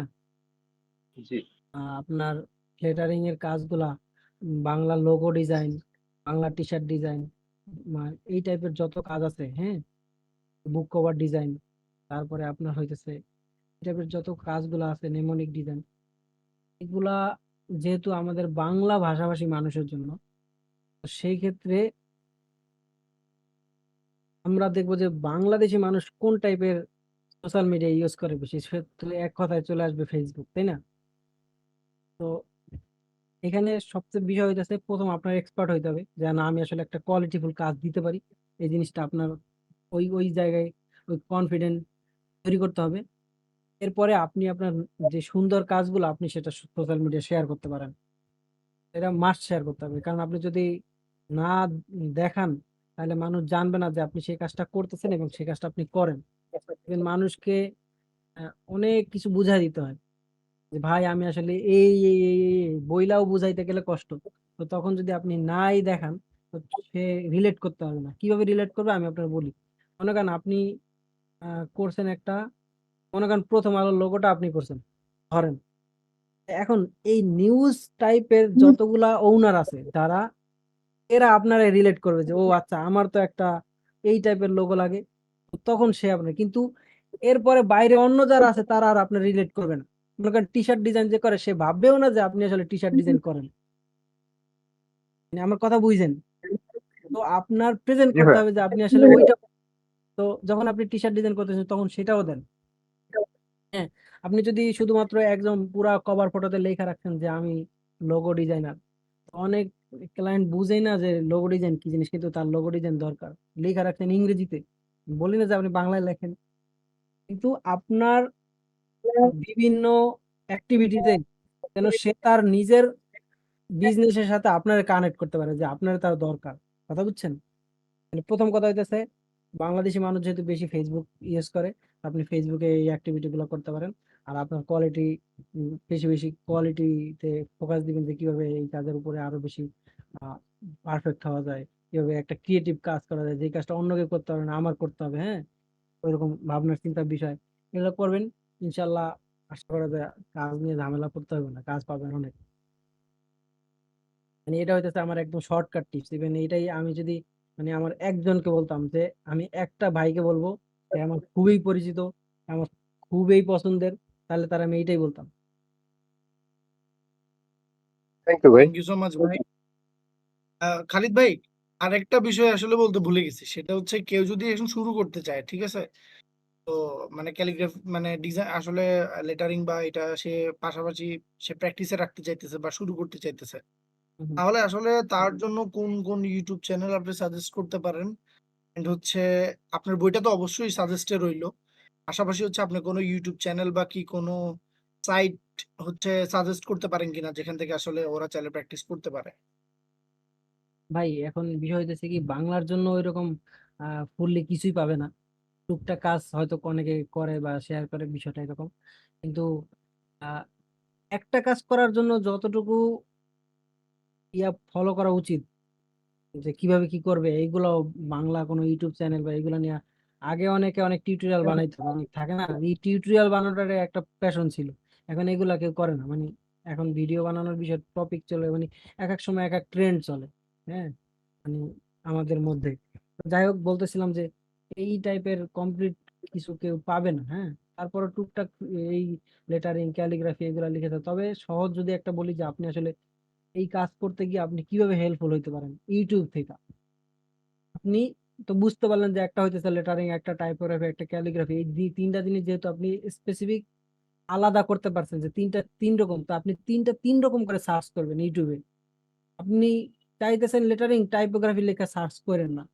তো আপনি যখন টাইপোগ্রাফি চাচ্ছেন, ইউটিউবে জাস্ট ইংরেজিতেই লিখবেন যে আহ, এই টাইপের টিউটোরিয়াল আপনি খুঁজবেন, যে ইংরেজি কাজ দ্বারা করতেছে, তারা কিন্তু প্রসেস গুলো স্পষ্ট দিতেছে, এ কিভাবে তৈরি করতে হয়, তারপরে একটা ইংরেজি লোগো কিভাবে তৈরি করতে হয়, সেম প্যাটার্নটা। হ্যাঁ, ওদের কাজ হিউজ পরিমাণের এই টাইপের ইংরেজি লেটারিং এর কাজ, ক্যালিগ্রাফির কাজ, টাইপোগ্রাফির কাজ পাবেন।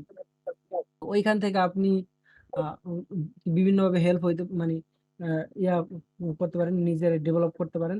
ইভেন সেটা আইনা আপনি হইতেছে বাংলার ক্ষেত্রে কাজে লাগাইতে পারেন, যেহেতু বাংলায় এত কিছু মানে এক্সপ্লোর করে না কেউ। ঠিক আছে, তো সেক্ষেত্রে আপনি এইটা করতে পারেন। আর মানে আমার অনেক মানদাতার আমাদের একটা ইউটিউব চ্যানেল আছে, অনেক টুকটাক কিছু মানে স্টেপ দেওয়া আছে, যে আমি প্রথমে স্কেচ করতেছি, তারপরে সেটা আমি নিয়ে ভেক্টর করতেছি।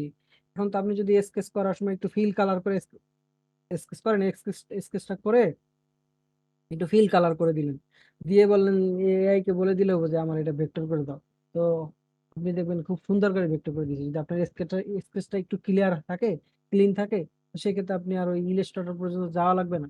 হ্যাঁ, তো প্রথমত আপনার কাজের প্রসেস গুলো জানতে হবে, জানার পরে আপনি যে কোনো জিনিসের হেল্প নিতে পারেন। যাই হোক, বললাম যে আপনি ইউটিউবে বিদেশি ভিডিওগুলো দেখলে, বিদেশি টাইপোগ্রাফি, বিদেশি ক্যালিগ্রাফি, লেটারিং এগুলো দেখে আপনি বাংলার ক্ষেত্রে জাস্ট ওই প্যাটার্নটা ফলো করলেন। এটাই আর কি, আমি মানে আমার মনে হয় এটাই আপনার জন্য সহজ হবে। Thank you so much Khalid ভাই। ভাই আসলে ভাইয়ের অনেক ভালো এক্সপিরিয়েন্স আমাদের সাথে শেয়ার করছে, সো আপনারা অনেক কিছু শিখতে পারছেন। আর হচ্ছে এখানে যারা হচ্ছে আসলে ডিজাইনিং এ মোটামুটি শুরু করছেন এবং চাইতেছেন যে আমি একটু চাইতেছি ক্রিয়েটিভ জোনে আমার ক্যারিয়ারটা করতে, তো যারা এখানে অলরেডি হচ্ছে আমাদের মানে আমাদের এখানে আমাদের ব্যাচের অনেকে আছে এবং হচ্ছে অনেকে আছে নতুন, তো আমাদের হচ্ছে একটা রানিং ব্যাচ চলতেছে। তো আজকে একসাথে দুইটা তোফা পেয়ে গেলেন, একটা হচ্ছে খালিদ ভাইয়ের বই অলরেডি 15% ডিসকাউন্ট চলতেছে, আর আমাদের হচ্ছে রানিং ব্যাচে যদি জয়েন করেন, আমাদের হচ্ছে 25 তারিখে এটার রেজিস্ট্রেশন শেষ হয়ে যাবে। তো এটাতে জয়েন করলে আপনারা হচ্ছে একটা 10% ডিসকাউন্ট পাবেন, যদি হচ্ছে একটা কুপন আপনাদেরকে মাহবুবুর ভাই দিয়ে দিবে, ওইটা ইউজ করলে হচ্ছে আপনারা এটা পেয়ে যাবেন। আমাদেরকে ইনবক্স করতে পারেন যদি ক্লাসটা মানে আমাদের সেশনটা যদি আপনারা কেউ করে থাকেন, সেশনের বাইরে কেউ পাবেন আলটিমেটলি। এটা হচ্ছে কথা। আর এভাবেই খালিদ ভাইয়ের সাথে আজকে আমাদের সেশন এতটুকু শেষ হইলো। আর যদি নেক্সট খালিদ ভাই কখনো আরো ডিটেইল কোনো আড্ডা-মাড্ডা দেওয়ার থাকে আমরা ইনশাআল্লাহ একসাথে আসবো। এসে ইনশাল্লাহ ভাই ইনশাল্লাহ আরো কথা বলবো ইনশাআল্লাহ। তবে আপনার এক্সপেরিয়েন্স আর একটা কথা আমি অ্যাড করে শেষ করে দিতে চাইতেছি, সেটা হচ্ছে হ্যাঁ। প্রত্যেক ডিজাইনারের এই লেটারিং টাইপোগ্রাফি সম্পর্কে আইডিয়া থাকা উচিত। মাস্ট টাইপোগ্রাফি তো জানতেই হবে, কারণ লেখা জি ভাই। কোন জায়গাতে সেট করবে। আপনি সোশ্যাল মিডিয়া ডিজাইন করতেছেন, তখনও কিন্তু আপনার টাইপোগ্রাফির জ্ঞান থাকতে হবে। হ্যাঁ, মাস্ট একজন ডিজাইনারকে এই মানে জ্ঞান অবশ্যই থাকতে হবে। আপনি এটা পুরোপুরি শেখেন না শেখেন সেটা পরের বিষয়, কিন্তু আপনার প্রত্যেকটা কাজের ক্ষেত্রে কিন্তু এগুলোর ব্যবহার আছে। লেটারিং এর ব্যবহার আছে, টাইপোগ্রাফির ব্যবহার আছে, কিন্তু ক্যালিগ্রাফিটা আলাদা একটা জনরা, ঠিক আছে? তো অনেস্টলি টাইপোগ্রাফি ব্যাপারটা হচ্ছে আমার কিন্তু এই শেখাটা ভাই অনেস্টলি আপনার থেকে হচ্ছে অনেকটুকু হচ্ছে ইন্সপায়ার হয়ে শিখা। আর হচ্ছে আমিও হচ্ছে যেহেতু আমি অনেকগুলো ব্র্যান্ডের সাথে কাজ করছি। তো আমি বুঝতে পারছি এটা আসলে আমি অনেকেরই বলছি এটা। যে ধরেন আমরা যদি নরমালি এজ এ ডিজাইনার যা শুধু থাম্বনেল ডিজাইন করি, যা শুধু পোস্টার ডিজাইন করি, এটা আসলে কোনো ইয়া না। এটা একটা জোন না। যেমন দেখা গেছে যখন আমি ফেব্রি লাইফে গেছিলাম, ফেব্রি লাইফে যখন আমি জব করতেছিলাম, তখন দেখা যাইতেছে ওই জায়গায় কিন্তু আমার টাইপোগ্রাফিটা আমার হেল্প করছে। কারণ আমি শুরুতে আসলে এই যে আশপাশে দেখতাম যে খালিদ ভাইয়ের আমার অনেক আগে থেকেই দেখা, ফলো করা। তো ওই সময় থেকে আসলে আমি বাংলায় টুকিটাকি ট্রাই করতাম। বাট নট মানে খালিদ ভাইয়ের মতো হয়তো অতটা পারফেক্ট না। খালিদ ভাই হয়তো দেখছে আমি হয়তো কিছু কাজ করছি। তো এইটাই। সো এজ এ ডিজাইনার ভাই যেহেতু বলছে যে আপনাদের আসলে এক জায়গায় থাকা উচিত, আপনাদের এই জিনিসটা মাস্ট নলেজ থাকা উচিত। এটা ভাই আসলে ভালো কথা বলছে। যারা ইয়া করতেছে না তারা এজেন্সিতে যাওয়ার পরে বুঝবেন যে আসলে এই গ্যাপটা কোন জায়গায় থাকে। জাস্ট যখন ওখানে কোনো একটা ক্যাম্পেইন থাকবে, ক্যাম্পেইনে যখন আপনাকে বলবে যে আসলে এই ক্যাম্পেইনের জন্য আমাদের একটা নেমোনিক থাকবে, তখন আসলে আপনি যদি এটা নাম নাও জেনে থাকেন তখন আপনি আসলে আকাশ থেকে পড়ার কথা। সেই কারণেই বললাম যে আসলে এটা অনেক বেশি ইম্পোর্টেন্ট। সো ভাই প্লিজ আপনি কি জানি বলতেছিলেন? আমার বলা শেষ। এটাই বলতে চাইছি যে আহ, অন্তত গ্রাফিক ডিজাইনারদেরকে এই বিষয়ে জানা থাকতে হবে। হ্যাঁ, আর অবশ্য টাইপোগ্রাফির ইয়েসটাও জানতে হবে, যে কোন জায়গাতে আমি অক্ষরগুলো দিব, কোন অর্থটা কোথায় রাখবো, কোনটা একটু বড় করব, কোনটা ছোট করব, হ্যাঁ, কোনটাকে ডোমিনেট করব, কোনটাকে হাইলাইট করব, এই বিষয়গুলো অবশ্যই জানা থাকতে হবে। সেটাও এক ধরনের টাইপোগ্রাফি। টাইপোগ্রাফি বলতে ওই যে আমি যেটা দেখাইছি, ওইটা তো আমি সংজ্ঞায়িত করার জন্য আপনাকে দেখাইছি, কিন্তু ইউজ করার ক্ষেত্রে হয়তো আপনি ওই সেম জিনিসটা ইউজ করতেছেন না, আপনি হয়তো অন্যভাবে ইউজ করতেছেন। হ্যাঁ, সেটা আর কি। তো অবশ্যই জানতে হবে, জানার দিক থেকে কোনোভাবেই ইয়ে হওয়া যাবে না যে না আমি এসে দূর ওইটা ওইটা তো আলাদা একটা তথ্য, আমি জানবো কেন। এটা আপনার কাজের মধ্যেই আছে, আলাদা জগৎ না, আপনার সাথে রিলেটেড, কিন্তু আপনি বুঝতে পারতেছেন না হয়তো এরকম কিছু। তো এই জন্য বলতেছি যে জানতে হবে মাস্ট। এই জন্য আমরা শেষ করতেছি এই কথাটা বলে বাঁচতে হলে জানতে হবে। ওকে? তো ভাই ভালো থাকেন, সুস্থ থাকেন। জি, আপনাদের আর মনে হয় কোনো ইনশাআল্লাহ। কোশ্চেন নাই। এটা হচ্ছে কথা। সো নেক্সট সেশনের জন্য আপনাদের সবারও ওয়েলকাম আর ভাইয়েরও ওয়েলকাম। জি, ইনশাআল্লাহ ইনশাআল্লাহ।